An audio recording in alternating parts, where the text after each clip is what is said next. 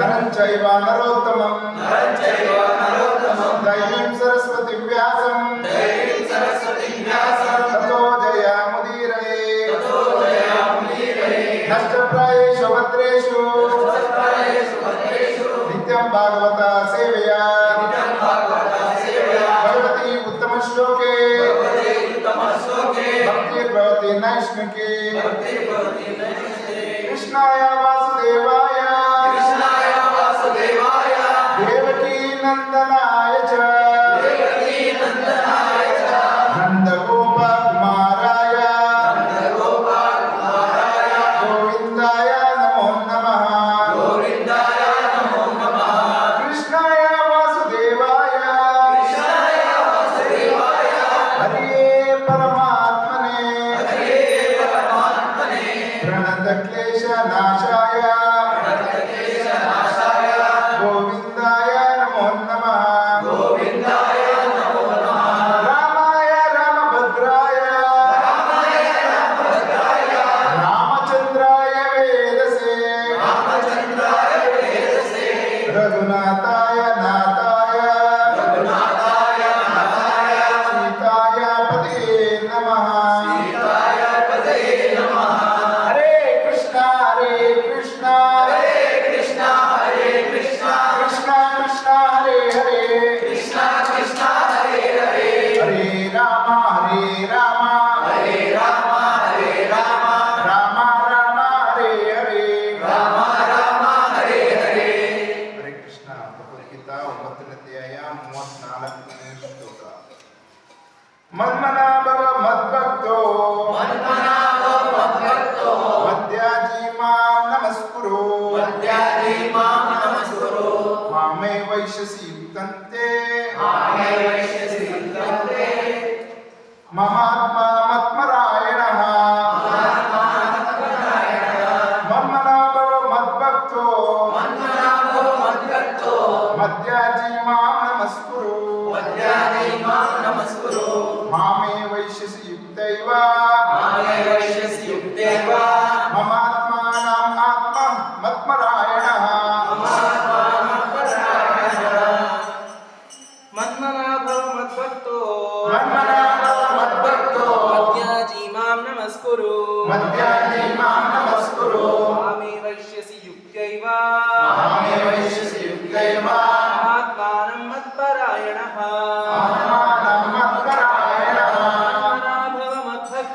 ಮನ್ಮನಾಭವ ಮದ್ಭಕ್ತೋ ಮಧ್ಯಾಜಿ ಮಾಂ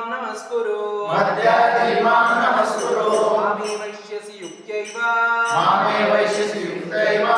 ಆತ್ಮಾನಂ ಮತ್ಪರಾಯಣಃ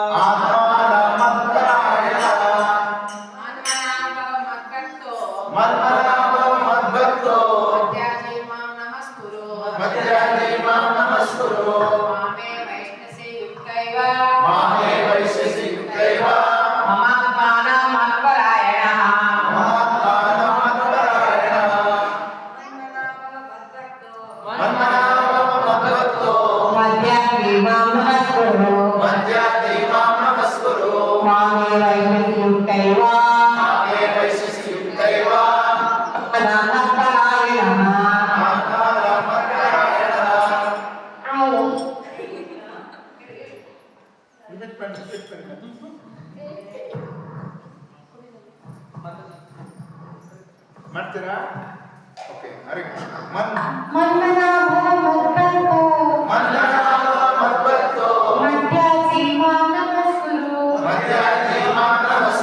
ಮಾಮೇ ವೈಶ್ಯಸಿ ಯುಕ್ತೈವ ಆತ್ಮಾನಂ ಮತ್ಪರಾಯಣಃ ಮತ್ಮನಃ ಸದಾ ನನ್ನನ್ನೇ ಚಿಂತಿಸುವವನು ಭವ ಹಾಗೂ ಮತ್ ನನ್ನ ಭಕ್ತಃ ಭಕ್ತನು ಮತ್ ನನ್ನ ಯಾಜಿ ಆರಾಧಕನು ಮಾ ನನಗೆ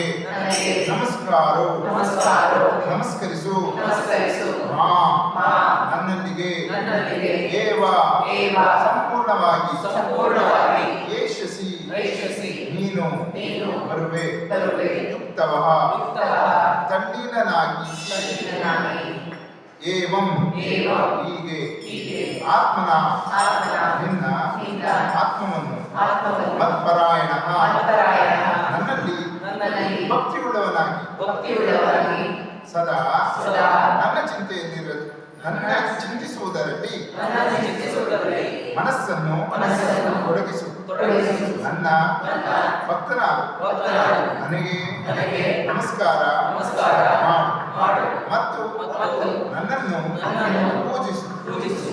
ಆಗ ಆಗ ನನ್ನಲ್ಲಿ ನನ್ನಲ್ಲಿ ಸಂಪೂರ್ಣವಾಗಿ ಸಂಪೂರ್ಣವಾಗಿ ಭಕ್ತನಾಗಿ ಭಕ್ತನಾಗಿ ನಿಶ್ಚಯವಾಗಿಯೂ ನಿಶ್ಚಯವಾಗಿಯೂ ನೀನು ನೀನು ನನ್ನಲ್ಲಿಗೆ ನನ್ನಲ್ಲಿಗೆ ಬರುವೆ ಬರುವೆ.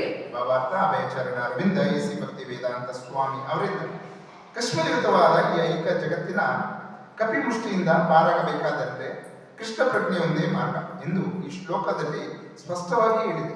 ಕೆಲವೊಮ್ಮೆ ನೈತಿಕ ಅಳುಕಿಲ್ಲದ ವ್ಯಾಖ್ಯಾನಕಾರರು ಇಲ್ಲಿ ಸ್ಪಷ್ಟವಾಗಿ ಹೇಳಿರುವ ಮಾತಿನ ಅರ್ಥವನ್ನು ಎಂದರೆ ಎಲ್ಲ ಭಕ್ತಿ ಸೇವೆಯನ್ನು ದೇವೋತ್ತಮ ಪರಮಪುರುಷನಾದ ಕೃಷ್ಣನಿಗೆ ಅರ್ಪಿಸಬೇಕೆಂಬ ಮಾತಿನ ಅರ್ಥವನ್ನು ತಿರುಚು ಹಾಕುತ್ತಾರೆ.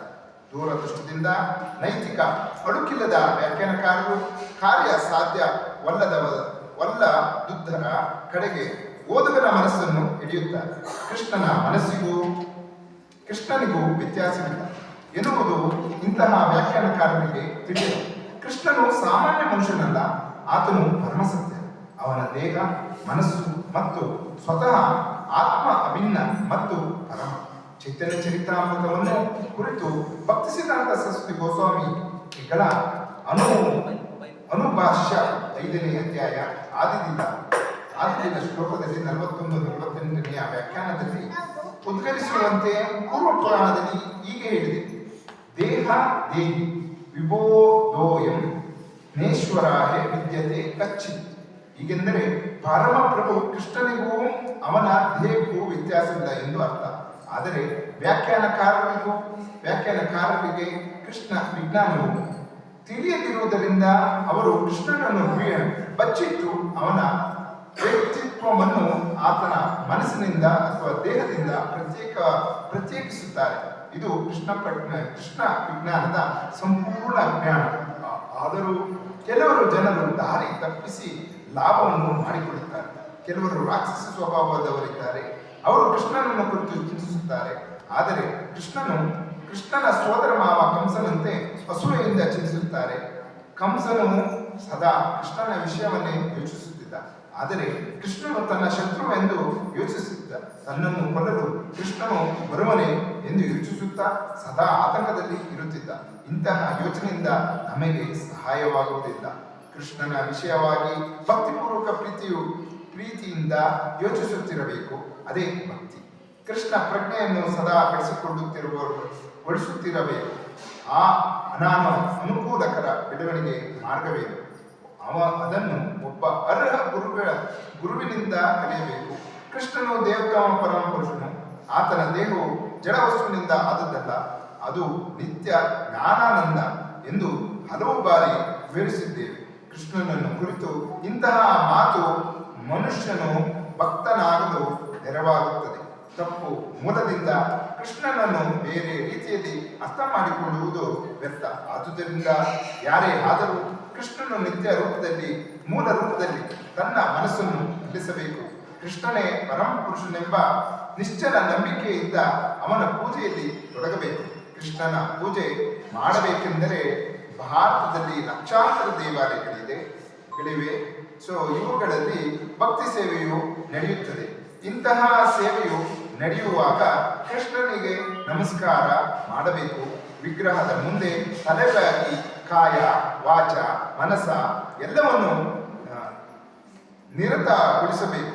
ಇದರಿಂದ ಮನುಷ್ಯನು ವಿಚಲಿತನಾಗದೆ ಕೃಷ್ಣನಲ್ಲಿ ತನ್ಮಯನಾಗುತ್ತಾನೆ. ಇದರಿಂದ ಅವನು ಕೃಷ್ಣ ಲೋಕಕ್ಕೆ ಹೋಗಲು ನೆರವಾಗುತ್ತದೆ. ನೈತಿಕ ಅಳುಕಿಲ್ಲದ ವ್ಯಾಖ್ಯಾನಕಾರರು ದಾರಿ ತಪ್ಪಿಸಲು ಅವಕಾಶವನ್ನು ನೀಡಬಾರದು. ಕೃಷ್ಣನ ವಿಷಯ ಶ್ರವಣ ಮತ್ತು ಸಂಕೀರ್ತನೆಗಳಿಂದ ಪ್ರಾರಂಭಿಸಿ ಭಕ್ತಿ ಸೇವೆಯ 9 ವಿಧಗಳಲ್ಲಿ ತೊಡಗಬೇಕು. ಪರಿಶುದ್ಧ ಭಕ್ತಿಯು ಮಾನವ ಸಮಾಜದ ಅತ್ಯುನ್ನತ ಸಾಧನೆ. ಭಗವದ್ಗೀತೆಯ 7ನೇ ಅಧ್ಯಾಯ ಮತ್ತು 8ನೇ ಅಧ್ಯಾಯಗಳು ಓತಾತ್ಮಕ ಚಿಂತನೆಯಿಂದ, ಹಠಯೋಗದಿಂದ ಮತ್ತು ಫಲಾಪೇಕ್ಷಿತ ಕರ್ಮಗಳಿಂದ ಮುಕ್ತವಾದ ಪರಿಶುದ್ಧ ಭಕ್ತಿ ಸೇವೆಯನ್ನು ವಿವರಿಸಿವೆ. ಪರಮ ಪ್ರಭುವಿನ ನಿರಾಕಾರ ಬ್ರಹ್ಮಜ್ಯೋತಿ ಮತ್ತು ಅಂತರ್ಯಾಮಿ ಪರಮಾತ್ಮ ಇಂತಹ ವಿವಿಧ ಲಕ್ಷಣಗಳು ಸಂಪೂರ್ಣವಾಗಿ ರಾಗದವರನ್ನು ಆಕರ್ಷಿಸಬಹುದು. ಆದರೆ ಪರಿಶುದ್ಧ ಭಕ್ತನು ಪರಮಪ್ರಭುವಿನ ಸೇವೆಯನ್ನು ನೇರವಾಗಿ ಆರಿಸಿಕೊಡುತ್ತಾನೆ. ದೇವತೆಗಳ ಪೂಜೆಯಲ್ಲಿ ತೊಡಗಿದ ಮನುಷ್ಯನು ಅಂತಹ ಅವಿವೇಕಿ. ಆತನು ಪರಮ ಬಹುಮಾನವಾದ ಕೃಷ್ಣನನ್ನು ಎಂದು ಪಡೆಯಲಾರ ಎಂದು ಸ್ಪಷ್ಟವಾಗಿ ಹೇಳುವ ಒಂದು ಸುಂದರ ಕವನವಿದೆ. ಪ್ರಾರಂಭದಲ್ಲಿ ಕೆಲವೊಮ್ಮೆ ಭಕ್ತನು ಪ್ರಾಮಾಣಿಕ ಮಟ್ಟದಿಂದ ಬೀಳಬಹುದು, ಆದರೂ ಅವನು ಬೇರೆ ಎಲ್ಲ ತತ್ವಶಾಸ್ತ್ರಜ್ಞರಿಗಿಂತ ಮತ್ತು ಯೋಗಿಗಳಿಗಿಂತ ಶ್ರೇಷ್ಠ ಎಂದು ಭಾವಿಸಬೇಕು. ಸದಾ ಕೃಷ್ಣ ಪ್ರಜ್ಞೆಯಲ್ಲಿ ನಿರತರಾಗಿರುವವನು ಸಂಪೂರ್ಣ ಸಾಧು ಎಂದು ತಿಳಿಯಬೇಕು. ಆತನ ಆಕಸ್ಮಿಕ ಭಕ್ತಿರಹಿತ ಚಟುವಟಿಕೆಗಳು ಆತನು ಶೀಘ್ರವಾಗಿ ನಿಸ್ಸಂದೇಹವಾಗಿ ಸಂಪೂರ್ಣ ಪರಿಪೂರ್ಣತೆಯಲ್ಲಿ ನೆಲೆಸುತ್ತಾನೆ. ಪರಿಶುದ್ಧ ಭಕ್ತನು ವಾಸ್ತವವಾಗಿ ಪತನಗೊಳ್ಳಲು ಅವಕಾಶವೇ ಇಲ್ಲ, ಏಕೆಂದರೆ ಪರಮಪ್ರಭು ಭಗವಂತನ ಪರಿಶುದ್ಧ ಭಕ್ತರ ಕ್ಷೇಮವನ್ನು ನೋಡಿಕೊಳ್ಳುತ್ತಾನೆ. ಆದುದರಿಂದ ವಿವೇಕಿಯಾದವನು ನೇರವಾಗಿ ಕೃಷ್ಣ ಪ್ರಜ್ಞೆಯಲ್ಲಿ ತೊಡಗಬೇಕು. ಹೀಗೆ ಮಾಡಿ ಐಹಿಕ ಜಗತ್ತಿನ ಸುಖವಾಗಿ ಬಾಳಬೇಕು. ಕಡೆಗೆ ಅವನು ಪರಮ ವರವಾದ ಕೃಷ್ಣನನ್ನು ಪಡೆಯುವನು. ಓಂ ಅಜ್ಞಾನಂ ತಿಮಿರಮಿದಸ್ಯ ಚಕ್ಷುರುನ್ಮಿಲಿತಂ ಯೇನ ತಸ್ಮೈ ಶ್ರೀ ಗುರುವೇ ನಮಃ. ಶ್ರೀ ಚೈತನ್ಯೋ ಮನೋಭೀಷ್ಟಂ ಸ್ಥಾಪಿತಂ ಯೇನ ಭೂತಲೆ ಸ್ವಯಂ ರೂಪ ಕದಾ ಮಹ್ಯಂ ದದಾತಿ ಸ್ವಂ ಪದಾಂತಿಕಂ. ವಂದೇಹಂ ಶ್ರೀ ಗುರು ಪದಕಮಲಂ ಶ್ರೀ ಗುರು ವೈಷ್ಣವಾಂಶ್ಚ ಶ್ರೀ ರೂಪಂ ಸಾಗ್ರಜಾತಂ ಸಗಣ ರಘುನಾಥಾನ್ವಿತಂ ತಂ ಸಜೀವಂ ಸಾದ್ವೈತಂ ಸಾವಧೂತಂ ಪರಿಜನ ಸಹಿತಂ ಕೃಷ್ಣ ಚೈತನ್ಯ ದೇವಂ ಶ್ರೀ ರಾಧಾ ಕೃಷ್ಣ ಮಾತಾ ಸಗಣ ಲಲಿತಾ ಶ್ರೀ ವಿಶಾಖಾನ್ವಿತಾಂಶ್ಚ. ಹೇ ಕೃಷ್ಣ ಕರುಣಾ ಸಿಂಧು ದೀನಬಂಧೋ ಜಗತ್ಪತೆ ಗೋಪೇಶ ಗೋಪಿಕಾ ಕಾಂತ ರಾಧಾ ಕಾಂತ ನಮೋಸ್ತುತೆ. ತಪ್ತ ಕಾಂಚನ ಗೌರಾಂಗೇ ರಾಧೇ ವೃಂದಾವನೇಶ್ವರಿ ವೃಷಭಾನುಸುತೆ ದೇವಿ ಪ್ರಣಮಾಮಿ ಹರಿಪ್ರಿಯೇ. ವಾಂಛಾಕಲ್ಪತರುಭ್ಯಶ್ಚ ಕೃಪಾ ಸಿಂಧುಭ್ಯ ಏವ ಚ ಪತಿತಾನಾಂ ಪಾವನೇಭ್ಯೋ ವೈಷ್ಣವೇಭ್ಯೋ ನಮೋ ನಮಃ. ಜೈ ಶ್ರೀ ಕೃಷ್ಣ ಚೈತನ್ಯ ಪ್ರಭು ನಿತ್ಯಾನಂದ ಶ್ರೀ ಅದ್ವೈತ ಗದಾಧರ ಶ್ರೀವಾಸಾದಿ ಗೌರ ಭಕ್ತವೃಂದ. ಹರೇ ಕೃಷ್ಣ ಕೃಷ್ಣ ಕೃಷ್ಣ ಹರೇ ಹರೇ, ಹರೇ ರಾಮ ರಾಮ ರಾಮ ಹರೇ ಹರೇ. ಹರೇ ಕೃಷ್ಣ. ಸೊ ಇವತ್ತಿನ ಶ್ಲೋಕ ಬಂದು ತುಂಬಾ ಮಹತ್ವವಾದದ್ದು. ಇಡೀ ಭಗವದ್ಗೀತೆಯಲ್ಲಿ ಈ ಶ್ಲೋಕ ಮಾತ್ರ 2 ಸತಿ ರಿಪೀಟ್. ಎಷ್ಟು ಸತಿ ರಿಪೀಟ್ ಆಗಿದೆ? 2 ಸತಿ. ಕೃಷ್ಣ ಈ ಶ್ಲೋಕನ ಬಂದು 2 ಸತಿ ಹೇಳಿದ್ದಾರೆ. ಸೊ 9ನೇ ಅಧ್ಯಾಯದಲ್ಲಿ, ನೆಕ್ಸ್ಟ್ ಬಂದು ಕೊನೆಯ ಅಧ್ಯಾಯದಲ್ಲಿ 18ನೇ ಅಧ್ಯಾಯ 66ನೇ ಶ್ಲೋಕ. ಓಕೆ, ಅದರಿಂದ ಭಗವಂತನ ಬಗ್ಗೆ ಯೋಚನೆ ಮಾಡೋದು, ಅವನ ಸೇವೆ ಮಾಡೋದು, ಅವನ ಗುಣದಾನ ಮಾಡೋದು ತುಂಬಾ ಪ್ರಾಮುಖ್ಯತೆ ಅಂತ ಕೃಷ್ಣ 2 ಸತಿ ಹೇಳಿದ್ದಾರೆ, 1 ಸತಿ ಹೇಳಿದ್ದಾರೆ. ಅದರಿಂದ ಸೊ ನಮಗೆ ಹೇಗೆ ಭಕ್ತಿ ಅನ್ನೋದನ್ನ ಭಗವದ್ಗೀತೆಯಲ್ಲಿ ಹೇಗಿಟ್ಟಿದ್ದಾನೆ ಅಂದ್ರೆ, ಹೇಗೆ ನೀವು ಒಂದು ಒಡವೆ ತಗೊಂಡ್ರೆ ಬಾಕ್ಸ್ ಕೊಡ್ತಾರಲ್ಲ, ಕೆಳಗಡೆ ಅಂತ ಅದ್ರ ಮೇಲ್ಗಡೆ ಮುಚ್ಚಕೊಂಡು ಅಥವಾ ಒಳಗಡೆ ಒಡವೆ ಇಟ್ಟಿರ್ತಾರೆ. ಹಂಗೆ ಭಕ್ತಿ ಅನ್ನೋದನ್ನು ಭಗವಂತ ಹೇಗಿಟ್ಟಿದ್ದಾನೆ, ಮೇಲೆ ಕರ್ಮ ಇಟ್ಟಿದ್ದಾನೆ, ಕೆಳಗಡೆ ಜ್ಞಾನ ಇಟ್ಟಿದ್ದಾನೆ, ಮಧ್ಯದಲ್ಲಿ ಏನ್ ಮಾಡಿದ್ದಾನೆ, ಭಕ್ತಿ ಯೋಗನ ಇಟ್ಟಿದ್ದಾನೆ. ಓಕೆ, ಸೊ ಹೀಗೆ ಭಕ್ತಿ ಯೋಗ ಅನ್ನೋದು ಅಷ್ಟೊಂದು ಶ್ರೇಷ್ಠ. ಸದಾ ನನ್ನನ್ನು ಚಿಂತಿಸು. ನಾವೇನ್ ಮಾಡ್ತೀವಿ, ದೇವರ ಬಗ್ಗೆ ಎಲ್ಲ ಯೋಚನೆ ಮಾಡ್ತೀವಿ, ಭಗವಂತನ ಬಗ್ಗೆ ಮಾತ್ರ ಯೋಚನೆ ಮಾಡೋದು. ಓಕೆ, ಇದಕ್ಕೆ ಬೆಸ್ಟ್ ಎಕ್ಸಾಂಪಲ್ ಅಂದ್ರೆ, ಸೊ ನಾವು ಕೆಲವೊಬ್ರು ಬ್ರೆಡ್ ಕೊಡಕ್ ಹೋಗ್ತಾರಲ್ಲ, ಬ್ರೆಡ್ ಕೊಡ್ಬೇಕಾದ್ರೆ ಕೆಲವೊಬ್ರಿಗೆ ತುಂಬಾ ಭಯ ಆಗ್ತದೆ, ಕೆಲವೊಬ್ರು ಕೊಡೋದಿಲ್ಲ. ಕೆಲವೊಬ್ರು ಏನ್ ಮಾಡ್ತಾರೆ, ಕೊಡ್ತೀವಿ ಅಂದ್ಬಿಟ್ಟು ಕೊಡೋದಕ್ಕೆ ಏನ್ ಮಾಡ್ತಾರೆ, ಅಯ್ಯೋ ನನ್ಗೆ ಭಯ ಆಗುತ್ತೆ, ನಾನು ಕಣ್ಣು ಮುಚ್ಚಿದೆ ಅಂತ ಕಣ್ಣು ಮುಚ್ಚಿಬಿಡ್ತಾರೆ. ಕಣ್ಣು ಮುಚ್ಚಿದಾಗ ಇವ್ರಿಗೆ ಏನ್ಸುತ್ತೆ, ನನ್ನ ದೇಹದಲ್ಲಿರೋ ರಕ್ತ ಎಲ್ಲ ಏನಾಯ್ತು, ಹೋಯ್ತು ಅಷ್ಟೇ, ಇವನು ಹೊಂಟೋದ. ಓಕೆ, ಇವರು ನಿಜವಾಗ್ಲೂ ಆ ರೀತಿ ಪ್ರಾಣತ್ಯಾಗ ಆಗಿಬಿಟ್ಟಿದೆ. ಯಾಕಂದ್ರೆ ಅವರು ಇಮೇಜಿನೇಷನ್ ಮಾಡ್ಕೊಂಡ್ರು, ಓ ನನ್ನ ರಕ್ತ ಏನಾಗುತ್ತೋ ಫುಲ್ ಹೊರಟೋಯ್ತು. ಈ ರೀತಿ ಜಪಾನಲ್ಲಿ ಏನಾಗುತ್ತೆ, ಒಂದು ಟ್ರೈನಲ್ಲಿ AC ಪ್ರಾಬ್ಲಮ್ ಆಗ್ತದೆ, ಟ್ರೈನ್ ಏನಾಗುತ್ತೆ, ಟ್ರೈನ್ ರನ್ ಆಗ್ತಾ ಇರುತ್ತೆ, ಎ ಸಿ ಟೆಕ್ನಿಷಿಯನ್ ಬರ್ತಾರೆ, ಒಳಗಡೆ ಏನೋ ಪ್ರಾಬ್ಲಮ್ ಆಗಿರ್ಬೇಕು ಅಂತ ಚೆಕ್ ಮಾಡ್ತಾ ಇರ್ತಾನೆ. ಸಡನ್ ಆಗಿ A C main door close ಆಗಿಬಿಡುತ್ತೆ. A C main door close ಆಗಿಬಿಡುತ್ತೆ. ತುಂಬಾ ಆತಂಕ ಪಡ್ತಾನೆ, ಓಪನ್ ಮಾಡೋದಕ್ಕೆ ಆಗೋದಿಲ್ಲ. ಇವನು ಗೊತ್ತು ಎ ಸಿ ವರ್ಕ್ ಆಗ್ತಾ ಇಲ್ಲ ಅಂತ, ಆದ್ರೂ ಸಹ ಮಾನಸಿಕವಾಗಿ ಏನಾಗ್ಬಿಡುತ್ತೆ, ನಾನು ಎ ಸಿ ಒಳಗಡೆ ಇದ್ದೀನಿ, ನನಗೆ ತಣ್ಣಗಾಗುತ್ತೆ ದೇಹ ಅಂದ್ಬಿಟ್ಟು ಏನ್ ಮಾಡ್ದ, ಚಿಂತನೆ ಮಾಡಿ ಮಾಡಿ ಮಾಡಿ ಬೆಳಿಗ್ಗೆ ಅವನು ಏನಾಗಿದ್ದಾನೆ, ಸುತ್ತೋಗ್ಬಿಟ್ಟಿದೆ. ಅದರಿಂದ ಚಿಂತೆ ಮತ್ತು ಚಿತೆಗೆ ಬರೀ ಒಂದೇ ಒಂದು ಸೊನ್ನೆ ಮಾತ್ರ ಇಂಪಾರ್ಟೆಂಟ್. ಚಿಂತೆ ಮಾಡೋದು ಮಾಡ್ತೀವಿ, ಕೃಷ್ಣನ ಬಗ್ಗೆ ಚಿಂತೆ ಮಾಡಿದ್ರೆ ಅಟ್ಲೀಸ್ಟ್ ವೈಕುಂಠಕಾರ ಹೋಗ್ತೀವಿ. ನಾವು ಚಿಂತೆ ಮಾಡ್ತೀವಿ, ಇದ್ದೇ ಇರೋದೆಲ್ಲ ಚಿಂತೆ ಮಾಡ್ತೀವಿ, ಏನಾಗ್ತೀವಿ, ಹರಿಶ್ಚಂದ್ರಗೆ ಹೋಗ್ತೀವಿ ಅಲ್ವಾ. ಚಿಂತೆ ಮಾಡಿ ಮಾಡಿ ಎಲ್ಲಿ ಹೋದ್ವಿ, ಚಿಂತೆ ಕೊಟ್ಟರು. ಓಕೆ, ಹಂಗಾಗ್ಬಾರ್ದು. ಓಕೆ, ಅದರಿಂದ ಸ್ವಾಭಾವಿಕವಾಗಿ ಈಗ ಮಗು ಎಲ್ಲೇ ಬಿಡಿ ಅವ್ರ ತಾಯಿ ಮೇಲೆ ಏನಾದ್ರು ಪ್ರೀತಿ ಕಮ್ಮಿ ಆಗುತ್ತಾ, ಯಾವ ಮೂಲೆಲ್ಲ ಅಮ್ಮ ಅಂತ ಹೊಡ್ಕೊಂಡು ಓಡ್ ಬರ್ತಾರೆ, ಹೌದಲ್ಲ, ಅದು ಸ್ವಾಭಾವಿಕವಾದ ಪ್ರೀತಿ. ಅವಳು ಹೆಂಗೆ ಆಗಿ ಎಷ್ಟು ಹೊಡ್ತನಾರ ಹೊಡಿರಿ, ಏನಾರು ಮಾಡಿ ಮಕ್ಕಳಿಗೆ ಅವ್ರ ಅಮ್ಮ ಹೆಂಗ್ ಮಾಡಿದ್ರಲ್ಲ ಅವ್ರ ಅಮ್ಮ ಅಂತಾನೆ ಹೊಡೋದು, ಅಪ್ಪ ಅಂತ ಏನು ಬಂದಿಲ್ಲ. ಹಂಗೆ ಅದು ನಮಗೂ ಸಹ ಭಕ್ತಿ ಅನ್ನೋದು ಕೃಷ್ಣ ಅಂತ ಸ್ವಾಭಾವಿಕವಾಗಿ ಬರ್ಬೇಕಂತ. ಎಲ್ಲಿ ಸ್ವಾಭಾವಿಕವಾಗಿ ಎಲ್ಲ ಹೇಳಿ ಹೇಳಿ ಅಯ್ಯೋ ಪ್ರಭು ಯಾರು ಬರಲ್ಲ ಪ್ರಭು, ಕೃಷ್ಣನ ಮೊದಲೇ ಬರಲ್ಲ. ಹಿಂಗಾಗ್ಬಿಟ್ಟಿದೆ ನಮ್ಮ ಪರಿಸ್ಥಿತಿ. ನಮ್ಮ ಪರಿಸ್ಥಿತಿ ಹೇಗಿರ್ಬೇಕು, ತಾಯಿ ಮಗುನ ಹೇಗೆ ಯಾವಾಗಲೂ ಸಹ ಜ್ಞಾಪಿಸ್ಕೊಡುತ್ತೆ, ಹಂಗೆ ನಾವು ಸಹ ಭಗವಂತನ ಚಿಂತನೆಯಲ್ಲಿರ್ಬೇಕು. ಅವಾಗೇನಾಗುತ್ತೆ, ಭಗವಂತನ ಹತ್ರಕ್ಕೆ ಹೋಗೋದಕ್ಕೆ ನಮ್ಗೆ ಸಹಾಯ ಆಗುತ್ತೆ. ಆದ್ರೆ ನಮ್ಗೇನು, ನಮ್ಗೆ ಯಾವ ಚಿಂತೆ, ಹೇಗೆ ಹಣ ಮಾಡೋದು, ಹೇಗೆ ಇನ್ನೂ ಜಾಸ್ತಿ ಎಲ್ಲ ನಮ್ಮ ಭೌತಿಕದಲ್ಲಿ ಹೇಗೆ ವ್ಯವಸ್ಥೆನ ನಾವು ಉದ್ಧಾರ ಮಾಡ್ಕೊಳ್ಳೋದು, ಅದ್ರ ಬಗ್ಗೆನೇ ನಾವು ಯಾವತ್ತೂ ಸಹ ಜಾಸ್ತಿ ಯೋಚನೆ ಮಾಡ್ತೀವಿ. ಕೃಷ್ಣನ ಬಗ್ಗೆ ಯೋಚನೆ ಮಾಡ್ರೆ ಮಿಕ್ಕಿದೆಲ್ಲ ಜವಾಬ್ದಾರಿ ಕೃಷ್ಣ ತಗೊಳ್ತಾನೆ ಅಂತ ನಾವು ಮರ್ತ ಬಿಡ್ತೀವಿ, ಹೌದಲ್ಲ. ಭಕ್ತಿ ಭಗವಂತ ನೋಡಿ, ಶ್ರೀಲ ಪ್ರಭುಪಾದರು ಅಮೆರಿಕಾಗೆ ಹೋದ್ರು, ಅವ್ರಿಗೆ ಏನ್ ಚಿಂತೆ ಅಂದ್ರೆ ಕೃಷ್ಣ ಭಕ್ತಿ ಹರಡಬೇಕು ಅಷ್ಟೇ ಚಿಂತೆ. ಅದರಿಂದ ಕೃಷ್ಣ ಏನ್ ಮಾಡ್ತಾ ಇದ್ದಾನೆ, ಎಷ್ಟು ಜನ ಭಕ್ತರು ಕಳಿಸ್ತಾರೆ, ಎಷ್ಟು ಜನ. ಸೊ ಯಾರು ಗಾಡ್ ಜಾನ್ಸನ್ ಅಂದ್ಬಿಟ್ಟು ಅವರು ಅಮೆರಿಕದಲ್ಲಿ ನೋಡಿರ್ತಾರೆ, ಇಂಗ್ಲೆಂಡ್ ಅಲ್ಲಿ ಇರ್ಬೇಕಾದ್ರೆ ಏನಾಗುತ್ತೆ, ಭಕ್ತರು, ಯಾಕಂದ್ರೆ ಅವರು ಪಾಪ್ ಸಿಂಗರ್ ಆ ಸಮಯದಲ್ಲಿ. ಸೊ ಅವ್ರಿಗೆ ಇಲ್ಲ ಅಂದ್ರೂ ಅವ್ರ ಬರ್ತ್ಡೇಗೆ ಬಂದು 3 ಲಾರಿ ಗ್ರೀಟಿಂಗ್ಸ್ ಬಂದಿದ್ದ. ಓಕೆ, ಎಷ್ಟು ಲಾರಿ, 3 ಲಾರಿ. ಆಗಿನ ಕಾಲದಲ್ಲಿ 1970s ಅಲ್ಲಿ ಅವ್ರಿಗೆ 3 ಲಾರಿ ಗ್ರೀಟಿಂಗ್ಸ್ ಬಂದ, ಅಷ್ಟು ಜನ ಫ್ಯಾನ್ಸ್. ಇವಾಗೆಲ್ಲ ಮೊಬೈಲಲ್ಲಿ ಬರ್ತ್ಡೇ ಗ್ರೀಟಿಂಗ್ಸ್ ಎಲ್ಲ ಮೊಬೈಲಲ್ಲಿ ಹಾಕ್ಬಿಡ್ತಾರೆ. ಮೊದಲೆಲ್ಲ ಏನ್ ಮಾಡೋರು, ಗ್ರೀಟಿಂಗ್ಗಳು ಕೊಡೋದು ಅಲ್ವಾ. ಹಿಂಗೆ 3 ಲಾರಿ ಗ್ರೀಟಿಂಗ್ ಬಂದಿತ್ತಂತೆ. ಸೊ ಅವ್ರನ್ನ ಭೇಟಿ ಮಾಡ್ಬೇಕು ಅಂತ ಇಸ್ಕಾನ್ ಭಕ್ತರು ಏನ್ ಮಾಡಿದ್ರೆ, ವೇಟ್ ಮಾಡ್ತಾ ಇದ್ದಾರೆ. ಯಾವ ಗಾಡ್ ಜಾನ್ಸನ್ ನೋಡಿದ್ರು ತಕ್ಷಣ ಬಂದು ಇವ್ರು ನೋಡಿದ ತಕ್ಷಣ ಕಾಲಿಟ್ಬಿಟ್ಟು, ನಾನು ನಿಮ್ಮನ್ನು ಎಲ್ಲಿ ಅಂತ ಹುಡುಕ್ತೀನಿ, ನಾನು ನಿಮಗೋಸ್ಕರನೇ ವೇಟ್ ಮಾಡ್ತಾ ಇದೆ ಅಂತ. ನೋಡಿ, ಈ ಇವ್ರಿಗೂ ಸಹ ಏನಾಗಿದೆ, ನಾನು ಇಂಥವ್ರನ್ನ ನಾನು ಭೇಟಿ ಆಗ್ಬೇಕು ಅಂತ ಚಿಂತನೆಯಲ್ಲಿ ಇದ್ದಾನೆ. ಅದರಿಂದ ಏನ್ ಮಾಡಿದ್ರು, ಭಗವಂತ ಬಂದು ಏನ್ ಮಾಡಿದ, ಕರೆಕ್ಟಾಗಿ ಅವ್ರನ್ನ ಭೇಟಿ ಮಾಡಿಸ್ದ.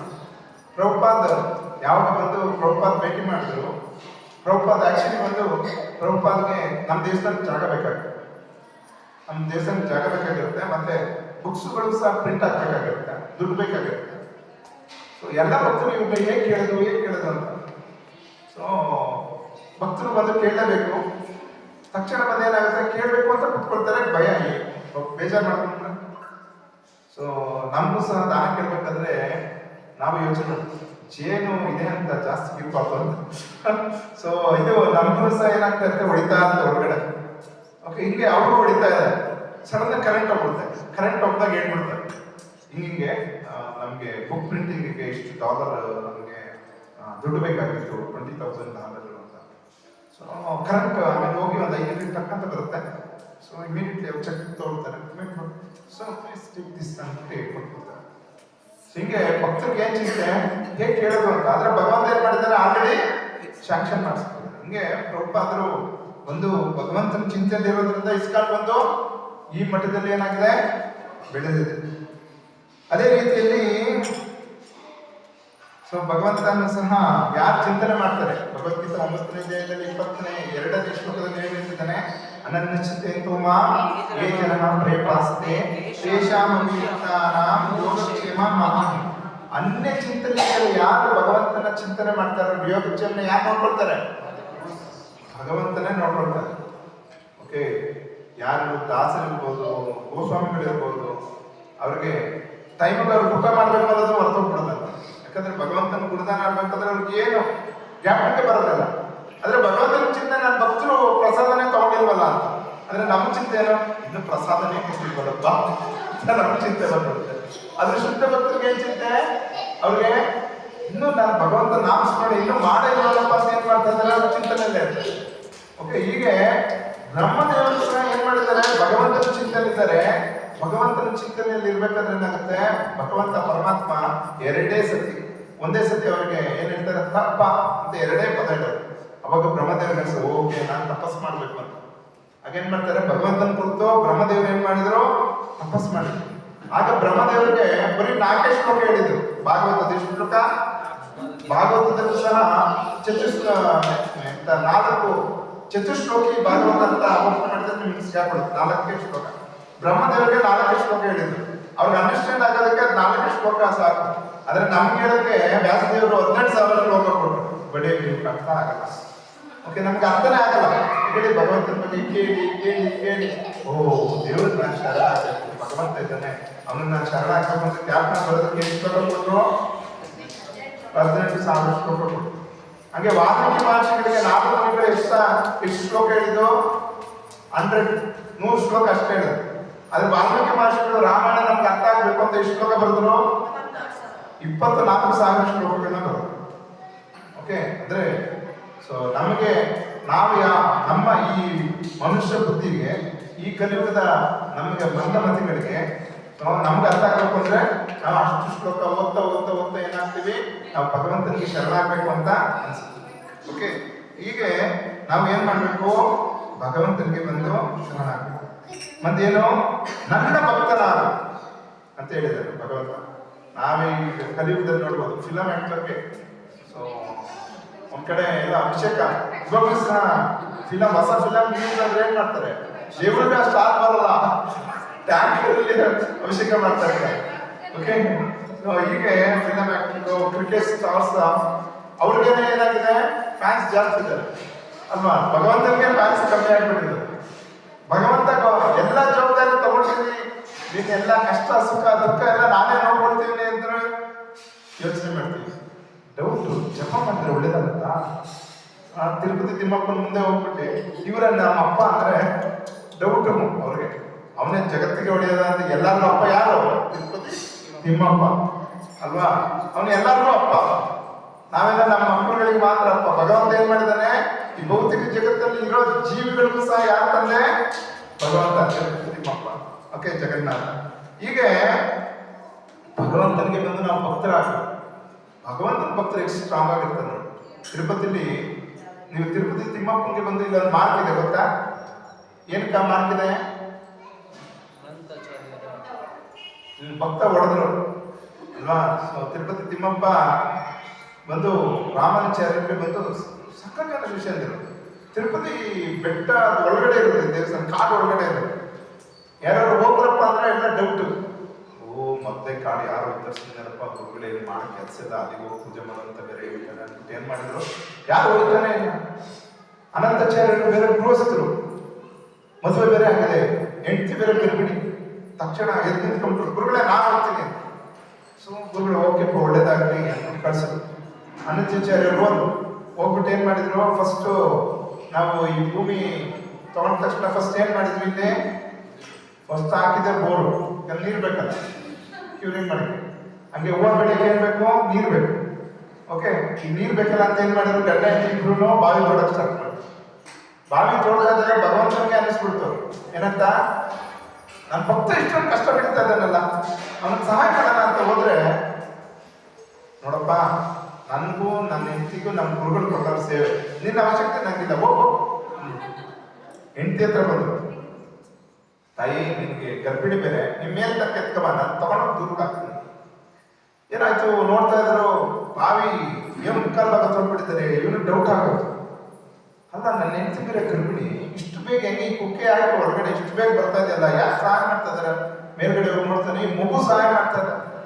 ತಕ್ಷಣ ಏನ್ ಮಾಡ್ದ, ಕೈಯಲ್ಲಿ ಇತ್ತಲ್ಲ ಹಾರೆ ತಗೊಂಡು ಓಡ್ ಬಂದು ಎಸ್ಬಿಟ್ಟ. ಅದೇನಾಗುತ್ತೆ, ಮಗು ಕೈಯಲ್ಲಿ ಬಿದ್ಬಿಟ್ಟು ಗದ್ದೆ ಓಡೋಗಿ. ಭಗವಂತ ಏನ್ ಮಾಡ್ದ, ಓಡೋಗಿ ಇವ್ರು ಗಡ್ಡ ಅಟ್ಟಿಸ್ಕೊಂಡ ಓಡೋಗಿ ಇಮಿಡಿಯೇಟ್ಲಿ ಏನಾದ್ರು ತಿರುಪತಿ ತಿಮ್ಮಪ್ಪನ ವಿಗ್ರಹದೊಳಗಡೆ ಹೋಗ್ಬೋದು. ಯಾಕಂದ್ರೆ ಭಗವಂತ ಅಲ್ಲ ಅವನು ಅವನು ವಿಗ್ರಹದಿಂದ ಏನಾಯ್ತು, ರಕ್ತ ಪರೀಕ್ಷೆ ಆದ. ಆಗ ಅಂತರ್ಚಾರ್ಯರು ಗಂಡ ಹೆಂಡತಿ ಇಬ್ರು ಬರ್ತಾರೆ, ಭಗವಂತನ ಬೇಡ್ಕೊಡ್ತಾರೆ, ಭಗವಂತ ನಾವು ಶುದ್ಧವಾಗಿ ಭಕ್ತಿ ಮಾಡಿದ್ರೆ ಈ ಪಂಚಕರ್ಪೂರ ಇಡ್ತೀವಿ, ಇದು ನಿಂತೋಗ್ಲಿ ಅಂತ ಬೇಡ್ಕೊಂಡು ಇಟ್ರು. ಅವಾಗ ಏನಾಯ್ತು, ಆ ರಕ್ತ ನಿಂತ್ಕೊಂಡು ಅವತ್ತಿನಿಂದ ಭಗವಂತ ತಿರುಪತಿ ತಿಮ್ಮಪ್ಪನಿಗೆ ಅವ್ರ ರಥದಲ್ಲಿ ಮಾರು. ಓಕೆ, ಇವತ್ತು ಸಹ ನೀವು ತಿರುಪತಿಗೆ ಹೋದ್ರೆ ಫಸ್ಟ್ ಹೆಜ್ಜೆ ಇಟ್ಟರೆ ಬಲಗಡೆ ಕಾಲಕ್ಕೆ ಆ ದೊಡ್ಡ ಆನೆ ಹಾಕಿದ್ದಾರೆ. ಏನಂತ ಅದ್ರ ಮೇಲೆ ಬರೆದಿದ್ದಾರೆ, ಏನಂತ ಅನಂತಾಚಾರ್ಯ ಕ್ರೋಬಾ ಅಂತ ಇಂಗ್ಲಿಷಲ್ಲಿ, ಮತ್ತೆ ತೆಲುಗು ಓದಕ್ಕೆ ಬಂದ್ರೆ ತೆಲುಗಲ್ಲಿ ಎರಡು ಲ್ಯಾಂಗ್ವೇಜ್ ಇರ್ತಾರೆ. ಹೀಗೆ ಭಗವಂತ ಅನಂತಾಚಾರ್ಯರು ಯಾವ ರೀತಿ ಹೂವು ಕಟ್ತಾ ಇದ್ರು ಅಂದ್ರೆ ಭಗವಂತನ ಮೈ ಮೇಲೆ ಹಾಕ್ದಾಗ ಮಾತ್ರ ಅದು ಹೊರಡಬೇಕು, ಮತ್ತೆ ಸ್ಮೆಲ್ ಇರ್ಬೇಕು ಆ ಹೂವಿನಲ್ಲಿ. ಅಂತ ಹೂವುಗಳನ್ನ ಚಾಯ್ಸ್ ಮಾಡ್ಕೊಂಡು ಹೂವು ಕಟ್ಟು. ಓಕೆ, ಒಂದ್ ದಿವಸ ತಿರುಪತಿ ತಿಮ್ಮಪ್ಪ ಭಗವಂತನ್ಗೆ ನನ್ನ ಭಕ್ತನ ಬರಕೇಳಪ್ಪ ಮಾತಾಡ್ಬೇಕು ಅಂತ ಕರೀತಾರೆ. ನಾನ್ ತುಂಬಾ ಬಿಸಿ ಆಗಿದ್ದೀನಿ, ನಾನು ಬರಕ್ಕಾಗಲ್ಲ ಅಂತ ಹೇಳುವಂತ ಭಗವಂತನಿಗೆ ಹೇಳಿ ಕಳಿಸ್ಬಿಡ್ತಾರೆ. ಓಕೆ, ನಾನು ಬರಲ್ಲ, ನಾನು ಸೇವೆಯಲ್ಲಿದ್ದೀನಿ ಅಂತ ಹೇಳಿ ಹೂವು ಎಲ್ಲ ತಗೊಂಡು ಹೋಗ್ತಾರೆ. ನನಗೆ ಬೇಡ ಅಂತ ಭಗವಂತ, ನಿನ್ ಬೇಡ ಅಂದ್ರೆ ನಾನೇನ್ ಮಾಡಕ್ಕೆ, ನಾನು ಗುರುಗಳು ಹೇಳೋರು ನಿನ್ ಸೇವೆ ಮಾಡು ಅಂತ, ನೀನ್ ಹೋಗು, ನಿನ್ ಸೇವೆ ನನಗೆ ಬೇಡ ಅಂತ. ಆಗ ಭಗವಂತನಿಗೆ ಬಂದು ಅನಂತಾಚಾರ್ಯ, ಅಲ್ಲ ಈ ಪ್ಲೇಸ್ ಯಾರು ಗೊತ್ತಾ, ವರಹ ಸ್ವಾಮಿಗಳು, ನೀನೇ ಬಂದಿರೋದು ಬಾಡಿಗೆಗೆ, ನನ್ನನ್ನು ಬೇರೆ ಹೇಳ್ತೀಯ ಇಲ್ಲಿಂದ ಹೋಗು ಅಂತ, ನಿನ್ಗೆ ಇಲ್ಲಿ ಇರೋದು ಸ್ಥಳ ಇಲ್ಲ, ನೀನೇ ಬೇರೆ ಏನ್ ಬಂದಿದ್ದು, ನೀನು ಬಾಡಿಗೆಗೆ ಬಂದಿರೋದು, ನನಗೆ ನನ್ನ ಗುರುಗಳು ಹೇಳ್ಬೇಕು ನೀನ್ ಸರಿಯಾಗಿ ಸೇವೆ ಮಾಡ್ತಾನೆ, ಇಲ್ಲಿಂದ ಹೊರಟೋಗು ಅಂತ. ಅವಾಗ ನಾನು ಹೋಗ್ತೀನಿ, ನೀನ್ ಹೇಳಿದ್ರೆ ನಾನು ಹೋಗಲ್ಲ ಅಂತ. ಆಗ ಎಂತ ಭಕ್ತರು ಭಗವಂತನಿಗೆ ಜೋರು ಮಾಡ್ತಾರೆ. ಇನ್ನ ಇಲ್ಲಿ ಬೃಂದಾವನದಲ್ಲಿ ಬಂದ್ರೆ ಎಂತ ರೊಟ್ಟಿಗೆ ಬಂದು ಉಪ್ಪು ಹಾಕಿರೋದು ಮದನ ಮೋಹನ್ ಅಂತ ಸನಾತನ ಗೋಸ್ವಾಮಿ, ಒಬ್ಬ ಬ್ರಾಹ್ಮಣ ಹೇಳ ಭಗವಂತ ಕನಸ್ತಲ್ಲಿ ಬಂದಿದ್ದಾನೆ, ನನ್ನ ತಗೊಂಡೋಗ್ಬಿಟ್ಟು ಸನಾತನ ಗೋಸ್ವಾಮಿಗಳು ಕೊಟ್ಬಿಡೋದು. ಸನಾತನ ಗೋಸ್ವಾಮಿಗಳು ಸನ್ಯಾಸಿ ಬೇರೆ, ಹೋಗಿ ಒಂದು ಮರದಲ್ಲಿ ಒಂಥರ ಇದಿತ್ತು, ಒಂದು ಚಿಕ್ಕದಾಗೆ ಒಂದು ಏನೋ ಹೂವೆಗಳು ಕುತ್ಕೊಳ್ಕೊಂಡು ಕುಟೀರ ತರ ಮಾಡ್ಕೊಂಡಿರ್ತೇವಲ್ಲ, ಅದ್ರೊಳಗೆ ಇಟ್ರು. ಏನ್ ಭಿಕ್ಷೆ ಬೇಡರು, ಸ್ವಲ್ಪ ಏನು ಅಕ್ಕಿ ಬರೋದು, ಅಕ್ಕಿ ತೊಳ್ಬಿಟ್ಟು ರೊಟ್ಟಿ ಮಾಡ್ಬಿಟ್ಟು ನೈವೇದ್ಯಕ್ಕೆ ಇಟ್ರು. ಭಗವಂತ ಸ್ವಲ್ಪ ಉಪ್ಪಾರ ಹಾಕ್ಬಾರ್ದನಪ್ಪ ಅಂತ ಸನಾತನ ಗೋಸ್ವಾಮಿಗಳು ಸ್ವಲ್ಪ ತಿರುಗಿದ್ರು, ನೋಡು ಎದು ಉಪ್ಪು ಕೇಳ್ತಾ ಇದೆಯಾ, ನಾಳೆ ಬೆಣ್ಣೆ ಬೇರೆ ಕೇಳ್ತೀಯ, ನಾವು ಮತ್ತೆ ಸನ್ಯಾಸಿ ವಯಸ್ಸು ಬೇರೆ ಆಗ್ಬಿಡುತ್ತೆ, ಅರ್ಥ ಮಾಡ್ಕೋ, ಇಷ್ಟ ಇದ್ರೆ ಇರೋ ಇಲ್ಲದ ವೈಕ ಭಗವಂತನಿಗೆ ನನ್ನೋட ಜಪ ಮಾಡಬೇಕು, ಇನ್ನು ಬರೀಬೇಕು, ಇದೆಲ್ಲ ನೀನೇ ಕೊಟ್ಟಿದ್ದ ಸೇವೆ, ಇದು ಮಾಡೋದ್ ಬಿಟ್ಟು ನಿನ್ನ ಸೇವೆ ಮಾಡೋದ್ ಬೇರೆ ಬೇಕು. ಭಗವಂತ ಏನು ಮಾತಾಡ್ತಿಲ್ಲ. ಭಗವಂತ ಏನ್ ಮಾಡ್ದ, ಅಲ್ಲ ಅದೊಂದು ಉಪ್ಪಿನ ಅಡಿಗೆ ಬರ್ತಾ ಇತ್ತು ಕರೆಕ್ಟಾಗಿ, ಅಲ್ಲಿ ಯಮುನಾ ತೀರದಲ್ಲಿ ಕರೆಕ್ಟಾಗಿ ಸನಾತನ ಗೋಸ್ವಾಮಿ ಇರೋದಾದ್ರೆ ಕರೆಕ್ಟಾಗಿ ಬಂದು ಲಾಕಾಗು. ಎಷ್ಟು ಯಾರು ಹೇಳಿದ್ರು ಅಡುಗೆ ಮುಂದಕ್ಕೆ ಹೋಗ್ತಾರೆ. ಇಮಿಡಿಯೇಟ್ಲಿ ಅವ್ರು ಬಂದ್ಬಿಟ್ಟು ಬೇಡ್ಕೊಂಡ್ರು, ಗುರುಗಳೇ ಈಗ ಆಗೋಗ್ಬಿಟ್ಟಿದೆ, ಏನ್ ಮಾಡ್ಬೇಕು? ಅವಾಗ ಹೇಳಿದ್, ನೋಡಪ್ಪ ಅದಪ್ಪ ಕರಿ ಹುಡುಗ ಹುಡುಗದ ಹತ್ರ ಬೇಡ್ಕನಿಗೆ ಒಳ್ಳೇದಾಗುತ್ತೆ. ಅವ್ರು ಬೇಡ್ಕೊಂಡ್ರು, ಭಗವಂತ ಏನಾದ್ರೂ ನಾನು ಅಡುಗೆ ಮೂವಾದ್ರೆ ಆ ಬರೋ ಹಣದಲ್ಲಿ ನಿಮ್ಗೊಂದು ದೇವಸ್ಥಾನ ಕಳಿಸ್ತೀನಿ ಕಣಪ್ಪ. ತಕ್ಷಣ ಮಳೆ ಬಂತು, ಅಡುಗೆ ಅಂಗಡಿಯಿಂದ ಅಡುಗೆ ಇಮಿಡಿಯೇಟ್ಲಿ ಮೇಲ್ಗಡೆಗೆ ಬಂದ್ರು. ತಕ್ಷಣ ಮೇಲ್ಗಡೆಗೆ ಬಂದ ತಕ್ಷಣ ಅಡುಗೆ ಮೂವ್ ಆಯ್ತು. ಅವ್ರು ಹೋದ್ರು, ಉಪ್ಪಿನ ಅಡುಗೆನಲ್ಲಿ ಉಪ್ಪೆಲ್ಲ ಮಾಡಿದ್ರು, ಬಂದ್ಬಿಟ್ಟು ಅದ ತಕ್ಷಣ ಫಸ್ಟ್ ಕಟ್ಟಿದ್ದೆ ದೇವಸ್ಥಾನ, ಅವತ್ತು ಕಟ್ಟಿರೋದೇ ಮದನ ಮೋಹನ ದೇವಸ್ಥಾನ. ಓಕೆ, ಹೀಗೆ ಭಕ್ತರಾದ್ರೆ ಹಂಗಾಗಿರ್ಬೋದು. ಯಶೋಧ ಮಾತಾ ಏನ್ ಮಾಡಿದ್ರು, ನೋಡೋ ಎಲ್ಲೂ ಹೋಗ್ಬೇಡ ಕೃಷ್ಣ, ಇಲ್ಲ ನಾನು ಹೋಗೋದೇ ನೋಡಿ ಜಗತ್ತಿಗೆ ಏನಾದಂತ ತಂದೆ ಯಾರು ಎದುರಲ್ಲ, ಆದ್ರೆ ಯಶೋಧ ಮಾತಾಗೆ ಇರ್ಬೋದು. ಹೀಗೆ ಭಗವಂತನ ಭಕ್ತರಾಗಬೇಕು ಅಂದ್ರೆ ಅಷ್ಟು ಶುದ್ಧ ಭಕ್ತರಾಗಬೇಕಂದ್ರೆ. ಓಕೆ, ಹೀಗೆ ಸೊ ನಾವು ಸಹ ಏನಾಗಬೇಕು, ಭಗವಂತನ ಭಕ್ತರಾಗಬೇಕು. ಓಕೆ, ನೆಕ್ಸ್ಟ್ ಬಂದು ನಮಸ್ಕಾರ ಮಾಡ, ನನಗೆ ನಮಸ್ಕರಿಸಿ. ಅಕ್ರೂರ ಬಂದರು ಕಂಸನ ಆದೇಶದ ಮೇಲೆ ಒಂದು ನೋಡ್ತಾರೆ, ವೃಂದಾವನದಲ್ಲಿರೋ ಮಣ್ಣಿನ ಮೇಲೆಲ್ಲ ಚಂಕ ಚಕ್ರ ಗದಾ ಪದ್ಮ, ಯಾಕಂದ್ರೆ ಭಗವಂತ ಅಂದ್ರೆ ಅವ್ರ ಪಾದದಲ್ಲಿ ಏನಿರುತ್ತೆ ಅದೆಲ್ಲ ಚಿಹ್ನೆಗಳಿರ್ಬೇಕು. ಯಾರು ದೇವರು ಅಂತ ಹೇಳ್ತಾರಲ್ಲ, ಅವ್ರ ಪಾದ ತೋರ್ಸಪ್ಪ, ನಿನ್ ಪಾದನ ಫಸ್ಟು. ಯಾಕಂದ್ರೆ ಜಗತ್ತಿಗೂಡನಾದಂತ ತಂದೆ ಪಾದದಲ್ಲಿ ಏನಿದೆ, ಶಂಖ ಚಕ್ರ ಗದಾ ಪದ್ಮ ಬಿಂದು ಬಾಣ, ಒಂದು 1000 ಗದೆ ಎಲ್ಲರೂ ಸಹ ಇರುತ್ತೆ ಎರಡು ಪಾದದಲ್ಲಿ. ಅದ ನಿಮ್ ದೇವ್ರ ಆಗಿದ್ರೆ ನಿಮ್ ಪಾದದಲ್ಲಿ ಇದೆಲ್ಲ ಇದೆ ಚಿಹ್ನೆ ಅಂತ ನೋಡ್ಬೇಕು. ಸುಮ್ಮನೆ ಹೋಗಿ ಯಾಕೋ ಒಬ್ರಿಗೆ ಓಕೆ ಆ ಭಗವಾನ್ ಅಂತ ಈ ಭಗವಾನ್ ಅಂತ ಹೋಗ್ಬಾರ್ದು. ಶಾಸ್ತ್ರಗಳ ಅನುಸಾರ ಏನಿರ್ಬೇಕು, ನಮ್ಗೆ ಜ್ಞಾನ ಇರ್ಬೇಕು. ಭಗವಂತ ಅಂದ್ರೇನೋ ಅವ್ನ ಪಾದದಲ್ಲೂ ಸಹ ಏನಿರುತ್ತೆ, ಚಿಹ್ನೆಗಳಿರುತ್ತೆ. ಹೀಗೆ ಆ ಚಿಹ್ನೆಗಳನ್ನೆಲ್ಲ ನೋಡಿದ ತಕ್ಷಣ ಫಸ್ಟ್ ಏನ್ ಮಾಡಿದ್ರು, ಹೊರಡ ಉಳ್ಳಾಡ್ಬಿಟ್ಟು ಮಕ್ಕಳು ಓಲಾಡಿದ್ರು, ಹೋಗಿ ಭಗವಂತನ ಪಾದಕ್ಕೆ ಬಿದ್ದುಬಿಟ್ರು. ನೋಡಿದ್ರೆ ಅವ್ರಿನ್ನು ಮಕ್ಕಳು. ಸೊ ಕಂಸನ ಹತ್ರ ಹೋಗ್ಬೇಕಲ್ಲ, 12 ವರ್ಷ. ಕಂಸ ಕರ್ಕೊಂಡ್ಬರಕ್ಕೆ ಕಳಿಸಿದಾಗ ಭಗವಂತನಿಗೆ ಎಷ್ಟು ವರ್ಷ? 12 ವರ್ಷ.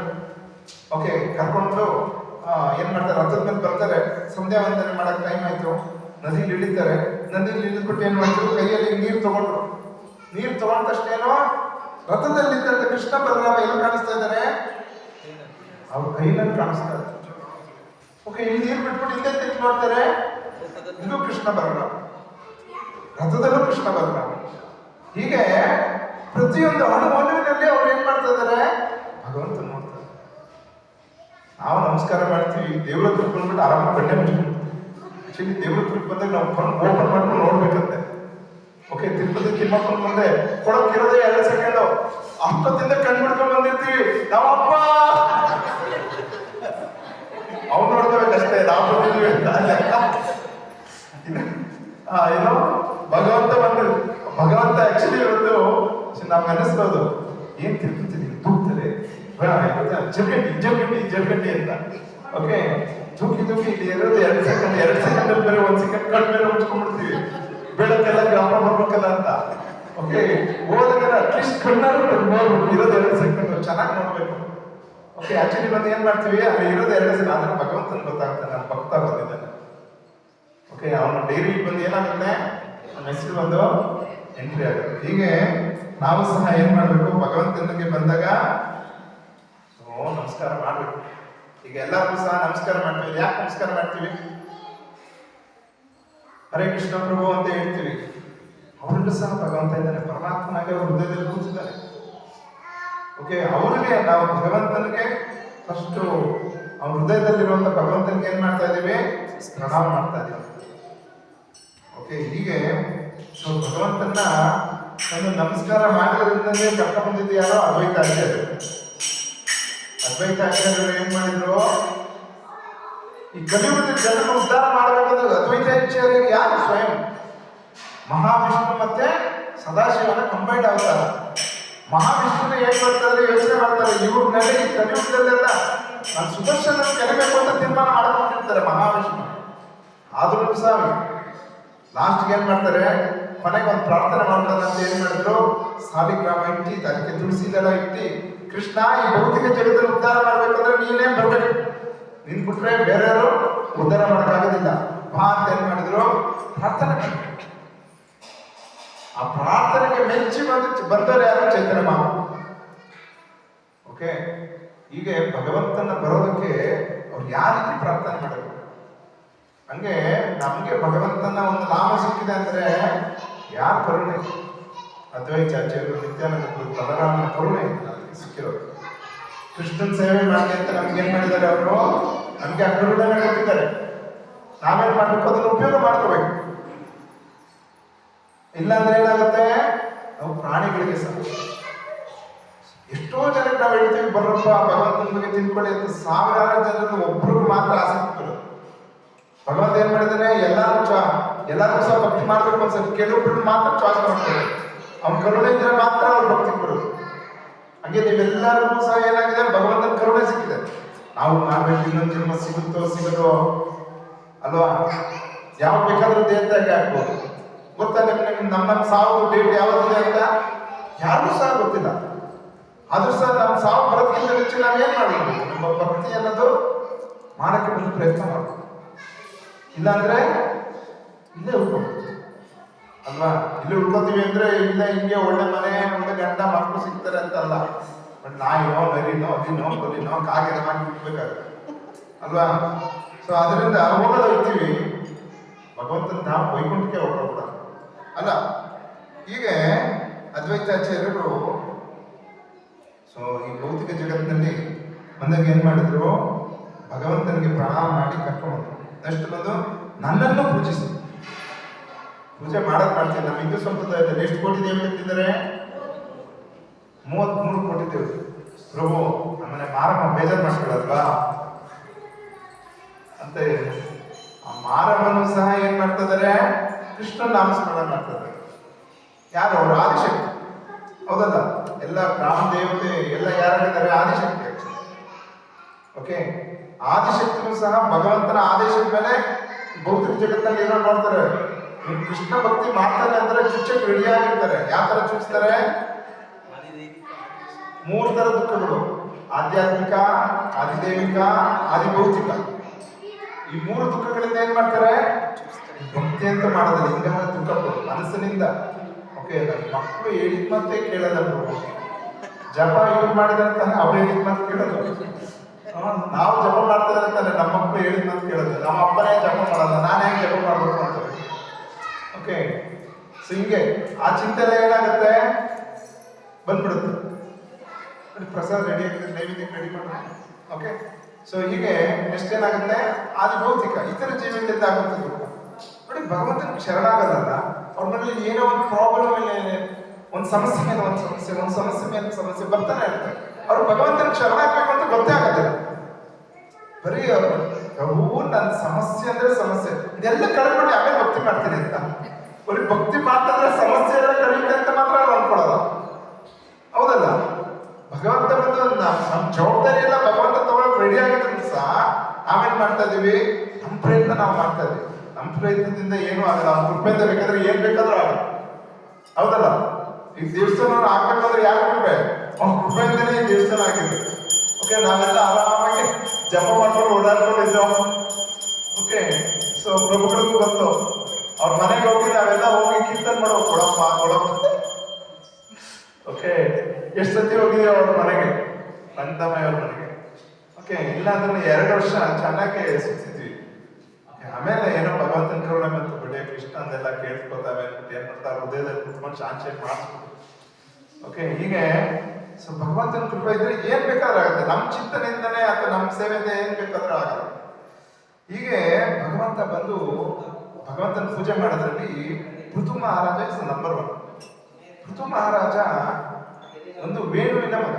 ವೇಣು ಮಗ ಅಂದ್ರೆ ಹೇಗೆ ಅಂದ್ರೆ, ವೇಣು ಬಂದು ಮಹಾಪಾಪಿ. ಹಿಂದೆ ಎಲ್ಲ ಬ್ರಾಹ್ಮಣರಿಗೆ ಅಥವಾ ಋಷಿಗಳಿಗೆ ಎಷ್ಟು ಶಕ್ತಿ ಇತ್ತು ಅಂದ್ರೆ, ರಾಜ ಬಂದು ಸರಿಯಾದ ಆಳ್ವಿಕೆ ಮಾಡ್ತಾ ಇಲ್ಲ ಅಂದ್ರೆ ಅವನಿಗೆ ಬೈದ್ರೆ ಸಾಕು, ನೀನು ಹಾಳಾಗಿ ಹೋಗು ಅಂತ ಬೈದ್ರೆ ಸಾಕು, ಇಮಿಡಿಯೇಟ್ಲಿ ಅವನು ಮರಣ ಹೊಂದ್ಬಿಡ್ತಾನೆ. ಅಷ್ಟು ಶಕ್ತಿ ಇತ್ತು. ಹಂಗೆ ವೇಣು ಎಲ್ಲರಿಗೂ ಸಹ ಋಷಿಗಳಿಗೆಲ್ಲ ತೊಂದರೆ ಕೊಡ್ತಾ ಇದ್ದ, ಸರಿಯಾದ ರೀತಿ ಆಳ್ವಿಕೆ ಮಾಡ್ತಾ ಇರಲಿಲ್ಲ. ಎಲ್ಲ ಋಷಿಗಳಿಗೆ ಸೇರಿ ನೀನು ಮರಣ ಒಂದು ಶಾಪ ಕೊಟ್ಟರು, ಮರಣನೇ ಮುಂದೆ ಬಿಟ್ಟ ವೇಣು.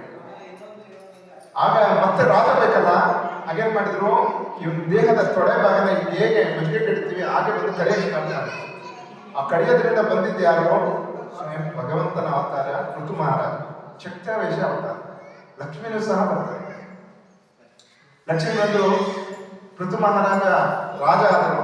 ರಾಜ ಆಗಿ ನೋಡ್ತಾರೆ, ಭೌತಿಕ ಜಗತ್ತಿನಲ್ಲಿರುವಂತಹ ಎಲ್ಲ ಏನಾಗಿದೆ, ಭೂಮಿ ಸಹ ಬೆಳೆ ಕೊಡ್ತಾ ಇಲ್ಲ. ಪೃಥು ಮಹಾರಾಜರಿಗೆ ಎಷ್ಟು ಸಿಟ್ಟು ಬಂತು ಅಂದ್ರೆ, ತಕ್ಷಣ ಭೂತಾಯಿನ ಅವ್ರ ಸಿಟ್ಟಿಗೆ ಹಸುವಿನ ರೂಪ ತಗೊಂಡು ಓಡೋಗ್ತಾ ಇದ್ದಾರೆ ಭೂತಾಯಿ. ತಕ್ಷಣ ಪೃಥು ಮಹಾರಾಜ ಏನು ಕತ್ತಿ ತಗೊಂಡು ಭೂತಾಯಿನ ಓಡಿಸ್ಕೊಂಡು ಹೋಗ್ರು. ಆಗ ಬಂದು ಭೂತಾಯಿ ಬಂದು ಏನ್ ಮಾಡಿದ್ರು, ಸೊ ಹೇಳ್ತಾರೆ, ನೋಡಪ್ಪ, ಹಿಂದೆ ರಾಜ ಇದ್ದವನು ಮಹಾಪಾಪಿ. ನೋಡಿ, ರಾಜರು ಸರಿಯಾಗಿ ಆಳ್ವಿಕೆ ಮಾಡಲಿಲ್ಲ ಅಂದ್ರೆ ಭೂತಾಯಿನೂ ಸಹ ಬೆಳೆನ ಕೊಡೋದು. ಓಕೆ, ಭೂತಾಯಿನ ಯೋಚನೆ ಮಾಡ್ತೀವಿ, ಯಾರು ಭಕ್ತಿನೇ ಮಾಡಲ್ಲ, ಇವ್ರಿಗೆ ನಾನು ಯಾಕೆ ಬೆಳೆ ಕೊಡ್ಬೇಕು ಅಂತ ಏನ್ ಮಾಡ್ಬಿಡ್ತಾರೆ, ಎಲ್ಲ ಸತ್ವನು ಇರ್ಕೊಂಡ್ಬಿಡ್ತಾರೆ. ನಾವು ಯಾವಾಗ ಭಕ್ತಿ ಮಾಡ್ತೀವಿ, ತಾಯಿಗೂ ಏನನ್ಸುತ್ತೆ, ಇವರೆಲ್ಲ ಭಗವಂತ ನಾಮ ಸಂಕೀರ್ತನೆ ಮಾಡ್ತಾ ಇದ್ದಾರೆ ಅಂತ ಏನ್ ಮಾಡ್ತಾರೆ, ಚೆನ್ನಾಗಿ ಫಲ ಕೊಡ್ತಾರೆ. ಇಲ್ಲಾಂದ್ರೆ ಏನ್ ಮಾಡ್ತಾಳೆ ಭೂತಾಯಿ, ಅದ್ರ ಸತ್ವ ಎಲ್ಲ ಹಿಂದಕ್ಕೆ ಹೇಳ್ಕೊಂಡ್ಬಿಡ್ತಾರೆ. ಹೀಗೆ ಪೃಥು ಮಹಾರಾಜರು ಒಂದು ಯಾವಾಗ ರಾಜರಾದರು, ಆಗ ಭೂತಾಯಿ ನಾನು ಎಲ್ಲಾನು ಕೊಡ್ತೀನಿ ಅಂತ ಏನ್ ಮಾಡಿದ್ರು, ಆಗ ಭೂಮಿಲಿ ಚೆನ್ನಾಗಿ ಬೆಳೆ ಬೆಳಕ್ ಸ್ಟಾರ್ಟ್ ಆಗ್ತದೆ. ಓಕೆ, ಹೀಗೆ ಪೃಥು ಮಹಾರಾಜ ಪೂಜೆ ಮಾಡ್ತಾ ಇದ್ರೆ ಯಾರಿಗೂ ಅಸೂಯೆ ಆಗೋದು. ಲಕ್ಷ್ಮೀ ದೇವಿಯೂ ಸಹ ಎಷ್ಟು ಚೆನ್ನಾಗಿ ಪೂಜೆ ಮಾಡ್ತಾರಪ್ಪ ಅಂತ. ಈ ರೀತಿ ಪೂಜೆ ಮಾಡೋದು. ನಾವೇನು ಪೂಜೆ ಮಾಡ್ಬೇಕು ಆಕ್ಚುಲಿ ಡೈಲಿ ತೋರಿಸ್ತು, ದೇವರೆಲ್ಲ ಪೂಜೆ ಮಾಡ್ಬೇಕು ಹೇಳಲ್ಲ, ಏನು ಹೇಳಿಲ್ಲ. ಆದ್ರೂ ಸಹ ಬೆಳಿಗ್ಗೆ ಒಂದ್ಸತಿ ಕೂದ್ರಿ ಗಂಧದ ಕಡೆ ಬೆಳಗೋದು, ಸಂಜೆ ಒಂದ್ಸತಿ ಗಂಧದ ಕಡೆ ಬೆಳಗೋದು, ರೌಂಡ್ ಹೊಡಿತಾ ಇರುತ್ತೆ ಅಂತೀರ. ನಮ್ಮ ಇಂದ್ರಿಯಗಳೆಲ್ಲ ನಿಯಂತ್ರಣಕ್ಕೆ ಬರ್ಬೇಕು ಅಂದ್ರೆ ಏನ್ ಮಾಡ್ಬೇಕು, ನಾವು ಪೂಜೆ ಮಾಡ್ಬೇಕು ಅಲ್ವಾ. ಪಂಚೇಂದ್ರಿಯಗಳು, ಕಣ್ಣು, ಕಿವಿ, ನಾಲಿಗೆ, ಮೂಗು, ಚರ್ಮ ಅಲ್ವಾ. ಕಣ್ಣು ಭಗವಂತನ ನೋಡೋದ್ರಿಂದ ಶುದ್ಧ ಆಗುತ್ತೆ, ಕಿವಿ ಭಗವಂತನ ಕೀರ್ತನೆ ಕೇಳೋದ್ರಿಂದ ಶುದ್ಧ ಆಗುತ್ತೆ, ನಾಲಿಗೆ ಒಂದು ನಾಮಸ್ಮರಣೆ ಮಾಡೋದ್ರಿಂದ ಶುದ್ಧ ಆಗುತ್ತೆ, ಈ ದೇಹ ದೇವರ ಮೇಲೆ ವರ್ಷೋದ್ರಿಂದ ಶುದ್ಧಿಯಾಗುತ್ತೆ. ಹೀಗೆ ನಮ್ಮ ಪಂಚೇಂದ್ರಿಯಗಳನ್ನೆಲ್ಲಾನು ಸಹ ಭಗವಂತನ ಸೇವೆಗೆ ಉಪಯೋಗಿಸ್ತೀವಿ. ಹಾಗೇನಾಗುತ್ತೆ, ಇಂದ್ರಿಯಗಳು ಶುದ್ಧ ಆಗುತ್ತೆ. ಓಕೆ, ಹೀಗೆ ನಾವೇನ್ ಮಾಡಬೇಕು, ಭಗವಂತನ ಬಂದು ಆ ರೀತಿಯಾಗಿ ಒಂದು ಪೂಜೆ ಮಾಡಬೇಕು. ಪೃಥು ಮಹಾರಾಜ ಆಳ್ವಿಕೆ ಮಾಡಬೇಕಾದ್ರೆ ಈ ಒಂದು ಟೌನ್ ಅಂದ್ರೆ ಪಟ್ಟಣ, ನಗರ ಮತ್ತೆ ಗ್ರಾಮ ಅಂತ ಎಲ್ಲ ಮಾಡಿದ್ದು ಪೃಥು ಮಹಾರಾಜರು. ಆಗಿನ ಕಾಲದಲ್ಲಿ ಒಂದು ಎಲ್ಲ ವ್ಯವಸ್ಥೆ ಹೀಗಿರಬೇಕು ಅಂತ ನಮ್ಮ ಶಾಸ್ತ್ರದ ಆಗಿನ ಒಂದು ಯುಗದಲ್ಲಿ ಬಂದು ಅವರು ಮಾಡಿ ಬಿಟ್ಟಿದ್ದಕ್ಕೆ ಈಗ ಅದೆಲ್ಲ ಅನ್ನೇ ಕಂಟಿನ್ಯೂಷನ್ ಆಗಿದೆ. ಓಕೆ, ಹೀಗೆ ಸೊ ಭಗವಂತನು ಸಹ ಯಾವಾಗ ಬಂದು ಪೃಥು ಮಹಾರಾಜರು ಯಜ್ಞ ಮಾಡ್ತಾರೆ, 100 ಅಶ್ವಮೇಧ ಯಜ್ಞ ಮಾಡಿದ್ರೆ ಏನು ಆಕ್ಚುಲಿ ಇಂದ್ರನ ಪೋಸ್ಟ್. ಇಂದ್ರ ಏನ್ ಮಾಡಿದ್ರು, ಈ ಪೂಜೆ ಮಾಡ್ಬೇಕಾದ್ರೆ ತಕ್ಷಣ ಅಶ್ವಮೇಧ ಯಜ್ಞನೇ ಅಪರಿಸ್ಕೊಂಡ್ರು. ಅಶ್ವಮೇಧ ಯಜ್ಞ ಅಪರಿಸ್ಬಿಟ್ರು. ಇಮಿಡಿಯೇಟ್ಲಿ ಇಂದ್ರನ್ನೇ ಪೃಥು ಮಹಾರಾಜರನ್ನೇ ಸಭಾ ಮಾಡ್ಬೇಕು. ಭಗವಂತ ಪ್ರತ್ಯಕ್ಷನ ಆಗ್ತದೆ. ಹೇಳ್ತಾರೆ, ನೀನು ಇವರು ಸಹ ನನ್ನ ಪ್ರತಿನಿಧಿ ಬಿಟ್ಬಿಡಪ್ಪ, ಯಾಕಂದ್ರೆ ಇವ್ರು ನನ್ನ ಆದೇಶದ ಮೇಲೆನೆ ಸೇವೆ ಮಾಡ್ತಾ ಇದ್ದಾರೆ, ಅದನ್ನ ದಯವಿಟ್ಟು ಬಿಟ್ಬಿಡು. ಸೊ ನೀನು ಈ ಯಜ್ಞ ಕಂಪ್ಲೀಟ್ ಆಗಲಿಲ್ಲ ಅಂದ್ರೂ ನಿನಗೆ ನಾನು ದರ್ಶನ ಕೊಡೋದಕ್ಕೆ, ಸಂಪೂರ್ಣವಾಗಿ ಕೊಡೋದಕ್ಕೆ, ಫಲ ಕೊಡೋದಕ್ಕೆ ನಾನು ರೆಡಿಯಾಗಿದ್ದೀನಿ. ಸ್ವಾಮಿ ಭಗವಂತನೇ ಹೇಳ್ತಾ ಇದ್ದಾನೆ. ಸೊ ಹೀಗೆ ನಾವು ಯಾವ ರೀತಿ ಆರಾಧನೆ ಮಾಡಬೇಕು ಅಂದ್ರೆ, ಭಗವಂತ ಆರಾಧನೆಗೆ ಮೆಚ್ಚಿ ಸ್ವಾಮಿ ಅವನೇ ಬರಬೇಕು. ಆಚಾರ್ಯರು ಹೇಳ್ತಾರೆ, ಸೇವೆ ಹೇಗ್ ಮಾಡ್ಬೇಕು ಅಂದ್ರೆ ನಮ್ಗೆ ಭಗವಂತನ ನೋಡಕ್ ಇಷ್ಟ ಇರಬಾರ್ದು. ಸೇವೆ ಮಾಡ್ತಾ ಮಾಡ್ತಾ ಭಗವಂತನ ಕನಿಸ್ಬೇಕು. ನನ್ನ ಭಕ್ತರು ಇಲ್ಲೆಲ್ಲ ನಾಮಸ್ಮರಣೆ ಮಾಡ್ತಾ ಇದಾರೆ, ಎಲ್ಲೆಲ್ಲೋ ಯಾಕೆ ಹೋಗ್ಲಿ, ಧರ್ಮಕ್ಕೆ ಬರ್ಬೇಕು, ಹಂಗ್ ಸೇವೆ ಮಾಡ್ಬೇಕು ಅಂತ. ಓಕೆ, ಅದರಿಂದ ಭಗವಂತನು ಸಹ ಭಗವದ್ಗೀತೆ 7ನೇ ಅಧ್ಯಾಯ 1ನೇ ಶ್ಲೋಕದಲ್ಲಿ ಮಯ್ಯಾಸಕ್ತ ಮಹಾಪ್ರಾರ್ಥ ಯೋಗಂ ಯುಂಜನಾಶ್ರಯ ಅಸಂಶಯಂ ಸಮಕ್ರಮ ಯಥಜ್ಞಾಸ ಸಿದ್ಧಶು ದೇವತ್ವಂ ಪುರಂ ಪುರುಷನು. ಹೀಗೆ ಹೇಳಿದ್ರು, ಪಾರ್ಥ, ನನ್ನಲ್ಲಿ ಆಸಕ್ತನಾದ ಮನಸ್ಸಿನಿಂದ ನನ್ನನ್ನು ಸಂಪೂರ್ಣವಾಗಿ ಪ್ರಜ್ಞೆಯಲ್ಲಿ ಯೋಗಾಭ್ಯಾಸ ಮಾಡು. ನೀನು ನನ್ನನ್ನು ಸಂಪೂರ್ಣವಾಗಿ ಸಂಶಯವಿಲ್ಲದಂತೆ ತಿಳಿದುಕೊಳ್ಳಬಹುದು. ಅದು ಹೇಗೆ ಎಂದು ಕೇಳು. ಯಾವಾಗ ಭಗವಂತನ ಬಗ್ಗೆ ಆಸಕ್ತಿಯಿಂದ ಮನಸ್ಸಿಟ್ಟು ಯಾವಾಗ ನಾವು ಕೇಳ್ತೀವಿ, ಭಗವಂತ ಏನ್ ಮಾಡ್ತಾನೆ, ಸಂಪೂರ್ಣವಾಗಿ ಏನ್ ಮಾಡ್ತಾನೆ, ನಮಗೆ ಕೊಟ್ಬಿಡ್ತಾನೆ. ಹೀಗೆ ನಾವು ಸಹ ಏನ್ ಮಾಡ್ಬೇಕು, ಸಂಪೂರ್ಣವಾಗಿ ಭಗವಂತನ ಭಕ್ತಿ ಸೇವೆನ ಇದು ಮಾಡಬೇಕು. ಭಕ್ತಿನೂ ಸಹ ಏನು, ಒಟ್ಟು 9 ಹಂತಗಳಿದೆ. ನಾವು ವಿವಿಧ ಭಕ್ತಿ ಹೇಗಿದೆ ಹಂಗೆ ಭಕ್ತಿನೂ ಸಹ 9 ಹಂತಗಳು. ಒಂದು ಏನು ಶ್ರದ್ಧಾ, ಒಂದು ಏನಿರ್ಬೇಕು ಫೇತ್ ಅಂತ ಹೇಳ್ತಾರಲ್ಲ, ಭಗವಂತನ ಮೇಲೆ ನಂಬಿಕೆ ಇರಬೇಕು. ಎಲ್ಲಾರ ಮೇಲೆ ನಂಬಿಕೆ ಇದೆ, ಮಾತ್ರ ದೇವ್ರ ಮೇಲೆ ಮಾತ್ರ ನಮಗೆ ನಂಬಿಕೆ ಇದೆ. ಹೌದಲ್ಲ? ಭಗವಂತ ನಾಮಸ್ಮರಣೆ ಮಾಡಿದ್ರೆ ನಾವು ವೈಕುಂಠಕ್ಕೆ ಹೋಗ್ತೀವಿ, ಭಗವಂತನ ಧಾಮಕ್ಕೆ ಹೋಗ್ತೀವಿ ಅಂತ ನಂಬಿಕೆ ಇರಬೇಕು. ಇಲ್ಲಾಂದ್ರೆ ಎಷ್ಟು ಜಪ ಮಾಡಿದ್ರು ಇಲ್ಲೇ ಇರ್ತೀವಿ. ಅಲ್ಲ, ಭಗವಂತನ ನಾಮದ ಮೇಲೆ ನಂಬಿಕೆ ಇಲ್ಲ ಅಂದ್ರೆ ನೋಡಿ. ಹಂಗೆ ಭಗವಂತ ನಾಮದ ಮೇಲೆ ನಂಬಿಕೆ ಇರಬೇಕು. ಆ ನಂಬಿಕೆ ಇದ್ದಾಗ ಏನಾಗುತ್ತೆ, ಭಗವಂತ ಏನ್ ಮಾಡ್ತಾನೆ, ಸಾಧು ಸಂಘ, ಭಕ್ತರ ಒಂದು ಸಂಘ ಕೊಡ್ತಾರೆ.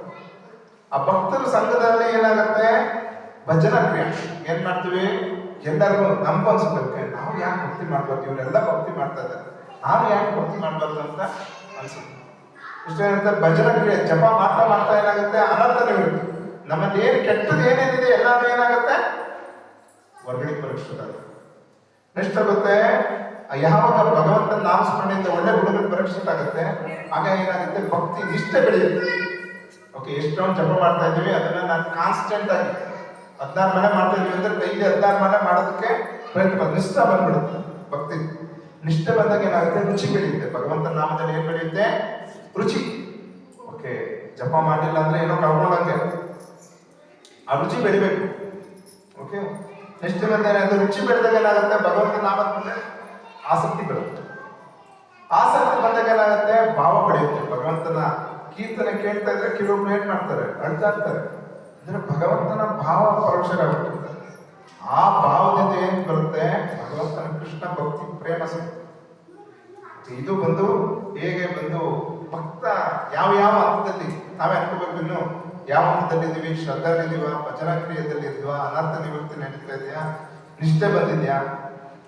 ನಮ್ಮ ಭಕ್ತಿ ಬಂದು ನಮ್ಗೆ ಏನಾಗ್ತಾ ಇದೆ, ನಮ್ಗೆ ನಾವೇ ಅನ್ಕೋಬೇಕು. ಈ ಕಲಿಯುಗದಲ್ಲಿ ಬಂದು ನಾವು ಭಗವಂತನ ನಾಮಸ್ಮರಣೆಯಿಂದ ಏನಾಗ್ತೀವಿ, ಶುದ್ಧರಾಗ್ತೀವಿ. ಹೀಗೆ ಕಲ್ಮಶಯುಕ್ತ ಐಕ ಜಗತ್ತಿನಿಂದ ಕವಿ ಮುಷ್ಟಿಯಿಂದ ಪಾರಾಗುವುದು ಕೃಷ್ಣ ಪ್ರಜ್ಞೆ ಒಂದೇ ಮಾರ್ಗ.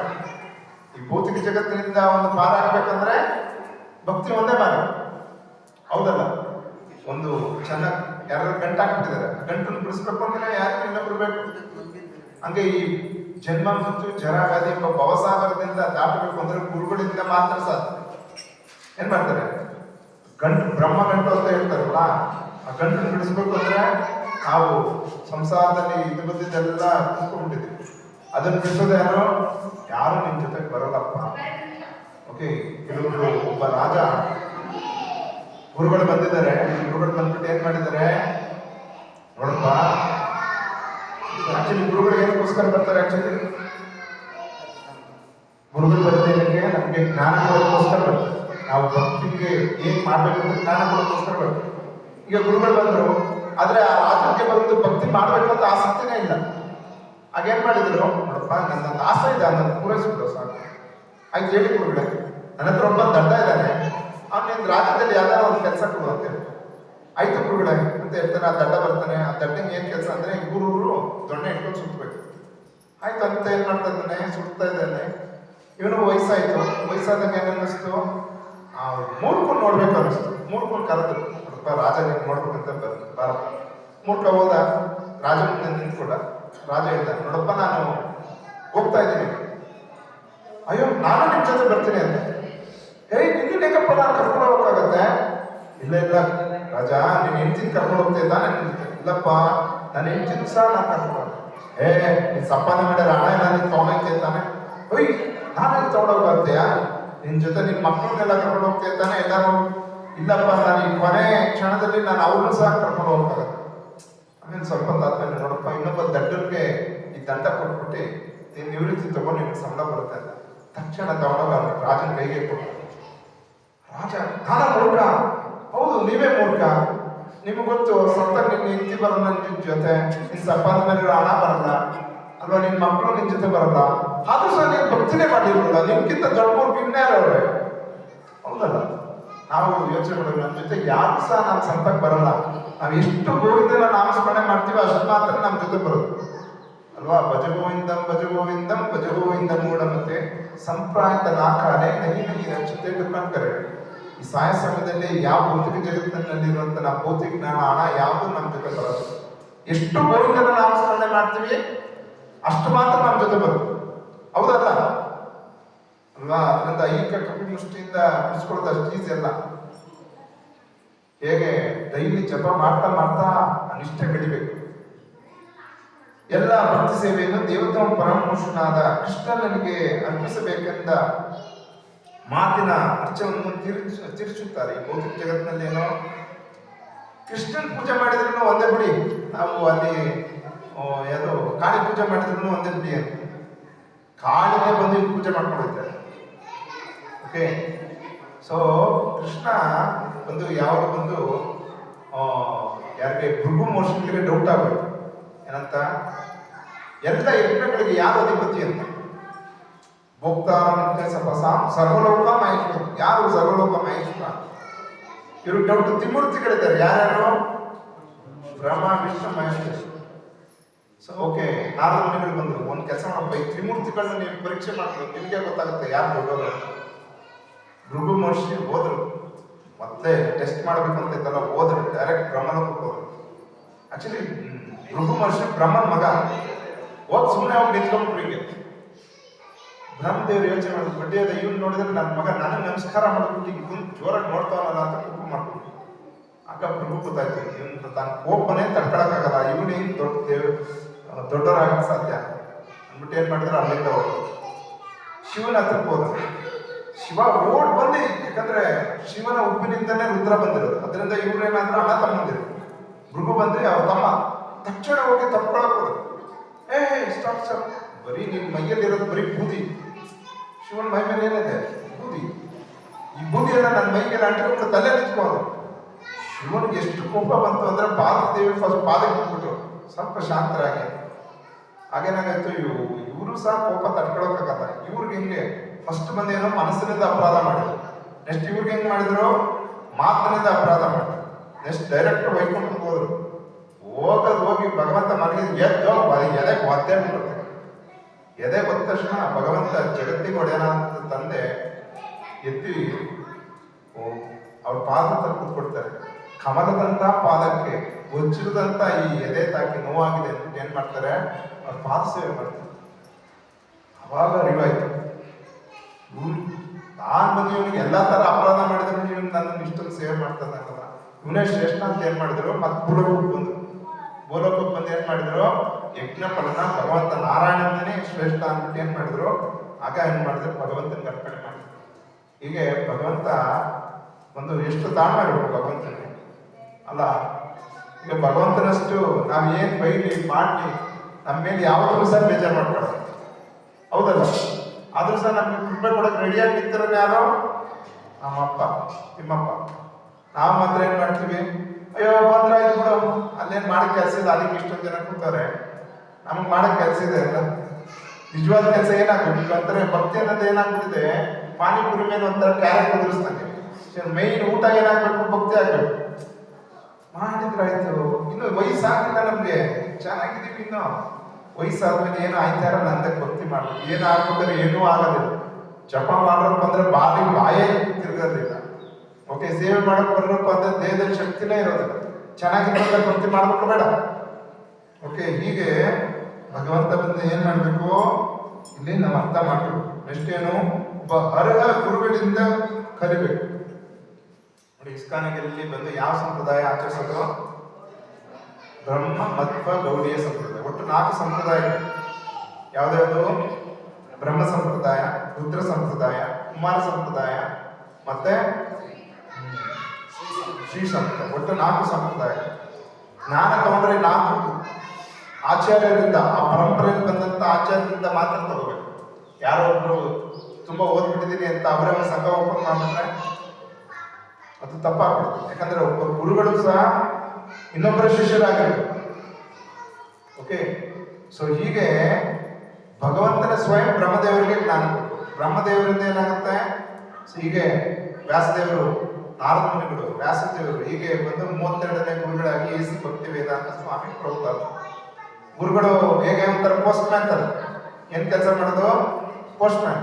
ಏನ್ ಅವ್ರ ಗುರುಗಳಿಂದ ತಿಳ್ಕೊಂಡಿರ್ತಾರೆ ಅದು ಇನ್ನೊಬ್ರಿಗೆ ಯಥಾವತ್ ಕೊಡೋದು ಅಲ್ವಾ. ಪೋಸ್ಟ್ ಮ್ಯಾನ್ ಲೆಟ್ರಲ್ಲಿ ಓದ್ಬಿಟ್ಟು ಈ ನಮ್ಮ ಸರಿಯಾಗಿ ಬಂದಿಲ್ಲ ಅಂತ ಎಲ್ಲ ಸರಿ ಹೋಗ್ಬಿಟ್ಟು ಏನಾರ ಹೇಳಿ ಕೊಡ್ತಾರೆ ನಮ್ಗೆ. ಅವ್ರು ಹೆಂಗ್ ಕೊಟ್ಟಿರ್ತಾರೆ ಹಂಗೆ ಲೆಟರ್ ತವ ನಮ್ಗೆ ಕೊಟ್ಟು ಹೋಗ್ತಾರೆ. ಹಂಗೆ ಅವ್ರ ಗುರುಗಳಿಂದ ಏನ್ ಕಲ್ತಿದ್ರು ಅದನ್ನ ನಮ್ಗೆ ಬಂದು ಏನ್ ಮಾಡ್ಬೇಕು, ಜ್ಞಾನನ ಕೊಡ್ಬೇಕು. ಅದೇ ಗುರುಗಳು ಮಾಡ್ಬೇಕಾಗಿರೋ ಕೆಲಸ. ಆದ್ರೆ ಏನಾಗಿದೆ ಈ ಕಲಿಯುಗದಲ್ಲಿ, ಆ ರೀತಿ ಇರೋರು ಕಡಿಮೆ, ಹೌದಲ್ಲ. ಎಣಿಸ್ಬೋದು ಎಷ್ಟು ಜನ ಇದ್ದಾರೆ. ಓಕೆ, ಹೀಗೆ ನಾವೇನ್ ಮಾಡ್ಬೇಕು, ಗುರು ಪರಂಪರೆಯಿಂದ ತಗೋಬೇಕು. ಆಕ್ಚುಲಿ ಮಧ್ವ ಸಂಪ್ರದಾಯದಿಂದ ಚೈತನ್ಯ ಮಹಾಪ್ರಭುಗಳು ತಗೊಂಡಿದ್ದೇನೋ ಒಂದು ವಿಗ್ರಹಾರಾಧನೆ, ಮತ್ತೆ ಮಾಯಾವಾದ ಖಂಡನೆ. ಮಾಯವಾದ ಅಂದ್ರೆ ಆಕ್ಚುಲಿ ದೇವರಿಗೆ ರೂಪ ಎಲ್ಲ ಅಂತಾರಲ್ಲ, ಅದನ್ನ ಮಾಯವಾದ ಅಂತ ಅಂಥವ್ರು ಕಂಡ್ರ ಆಗ್ತಾ ಇರಲಿಲ್ಲ ಮಧ್ವಾಚಾರ್ಯ. ಹಂಗೆ ನಮ್ಮ ಭಕ್ತಿ ಸಿದ್ಧಾಂತ ಸರಸ್ವತಿ ಗೋಸ್ವಾಮಿಗಳು ಅಂಥವ್ರು ಕಂಡ್ರ ಆಗ್ತಾ ಇರಲಿಲ್ಲ, ವಾದ ಮಾಡಿ ಅವ್ರನ್ನ ಸೋಲಿಸ್ತಾರೆ. ಹಂಗೆ ಅಷ್ಟು ಜ್ಞಾನ ನಮಗೆ ಕೊಟ್ಟು ಹೋಗಿದ್ದಾರೆ ಆಚಾರ್ಯರು. ಭಗವದ್ಗೀತೆ, ಭಾಗವತ, ಚೈತನ್ಯ ಚರಿತ್ರೆ ಅಂತ ಕೊಟ್ಟು ಹೋಗಿದ್ದಾರೆ. ಇದೆಲ್ಲ ಓದಿ ಜ್ಞಾನ ತಗೋಬೇಕು ನಾವು. ಅವಾಗೇನಾಗುತ್ತೆ, ಭಗವಂತನ ಮೇಲೆ ಏನ್ ಬೆಳೆಯುತ್ತೆ, ಪ್ರೀತಿ ಶ್ರದ್ಧೆ ಬೆಳೆಯುತ್ತೆ. ಇನ್ನು ಶ್ರೀ ಸಂಪ್ರದಾಯದಿಂದ ಏನ್ ತಗೊಂಡ್ರು, ವೈಷ್ಣವ ಸೇವಾ, ಭಕ್ತರನ್ನ ಹೇಗೆ ಸೇವೆ ಮಾಡ್ಬೇಕು. ಓಕೆ, ಎಷ್ಟೇನು ವೈಷ್ಣವ ಸೇವಾ ಇನ್ನೊಂದು ಏನ್ ತಗೊಂಡ್ರು. ಓಕೆ, ಸೊ ವೈಷ್ಣವ ಸೇವಾ ಮತ್ತೆ ಭಗವಂತನ ನಾಮನ ಅದರಿಂದ ತಗೊಳ್ತಾರೆ. ಒಟ್ಟು ಎಲ್ಲ ಸಂಪ್ರದಾಯದಿಂದನೂ 2 ಗುಣಗಳನ್ನ ತಗೊಳ್ತಾರೆ. ಈಗ ಚೈತನ್ಯ ಮಹಾಪ್ರಭು ನಮಗೆ ಪೂರ್ಣವಾಗಿ ಭಕ್ತಿ ಕೊಟ್ಟು ಹೋಗಿದ್ದಾರೆ. ಈ ಕಲಿಯುಗದಲ್ಲಿ ಭಗವಂತ ನೆರಬೇಕು ಅಂದ್ರೆ ಏನ್ ಮಾಡ್ಬೇಕು, ಒಂದೇ ಮಾರ್ಗ, ಹರೇ ಕೃಷ್ಣ ಕೃಷ್ಣ ಕೃಷ್ಣ ಹರೇ ಹರೇ, ಹರೇ ರಾಮ ರಾಮ ರಾಮ ಹರೇ ಹರೇ ಅಂತ ಜಪ ಮಾಡ್ಬೇಕಷ್ಟೆ. ಇವತ್ತು ಯಾರ ತೀರುವ ದಿನ, ಮಧ್ವಾಚಾರ್ಯರು ದೇಹತ್ಯಾಗ ಮಾಡಿದ್ರು. ಓಕೆ, ಮಧ್ವಾಚಾರ್ಯರು ಯಾರು, ಇದನ್ನು ಬಂದು ಕಾರ್ತಿಕ್ ಪ್ರಭುಗಳು ಈಗ ವಿವರಣೆ ಕೊಡ್ತಾರೆ. ಮಧ್ವಾಚಾರ್ಯರು ಯಾರು, ಮಧ್ವಾಚಾರ್ಯರು ಬಂದು ಉದ್ದೇಶ ಏನು. ಓಕೆ, ನಮಗೆ ಯಾವ ರೀತಿ ಅವರು ಭಗವಂತನ ಭಕ್ತಿ ಮಾಡೋದಕ್ಕೆ ಯಾವ ರೀತಿ ಪ್ರೇರೇಪಣೆ ಮಾಡಿದ್ರು ಅಂದ್ಬಿಟ್ಟು ನಮ್ಮ ಕಾರ್ತಿಕ್ ಪ್ರಭುಗಳು ಹೇಳ್ತಾರೆ. ಓಕೆ, ಹರೇ ಕೃಷ್ಣ ಕೃಷ್ಣ ಕೃಷ್ಣ ಹರೇ ಹರೇ ರಾಮ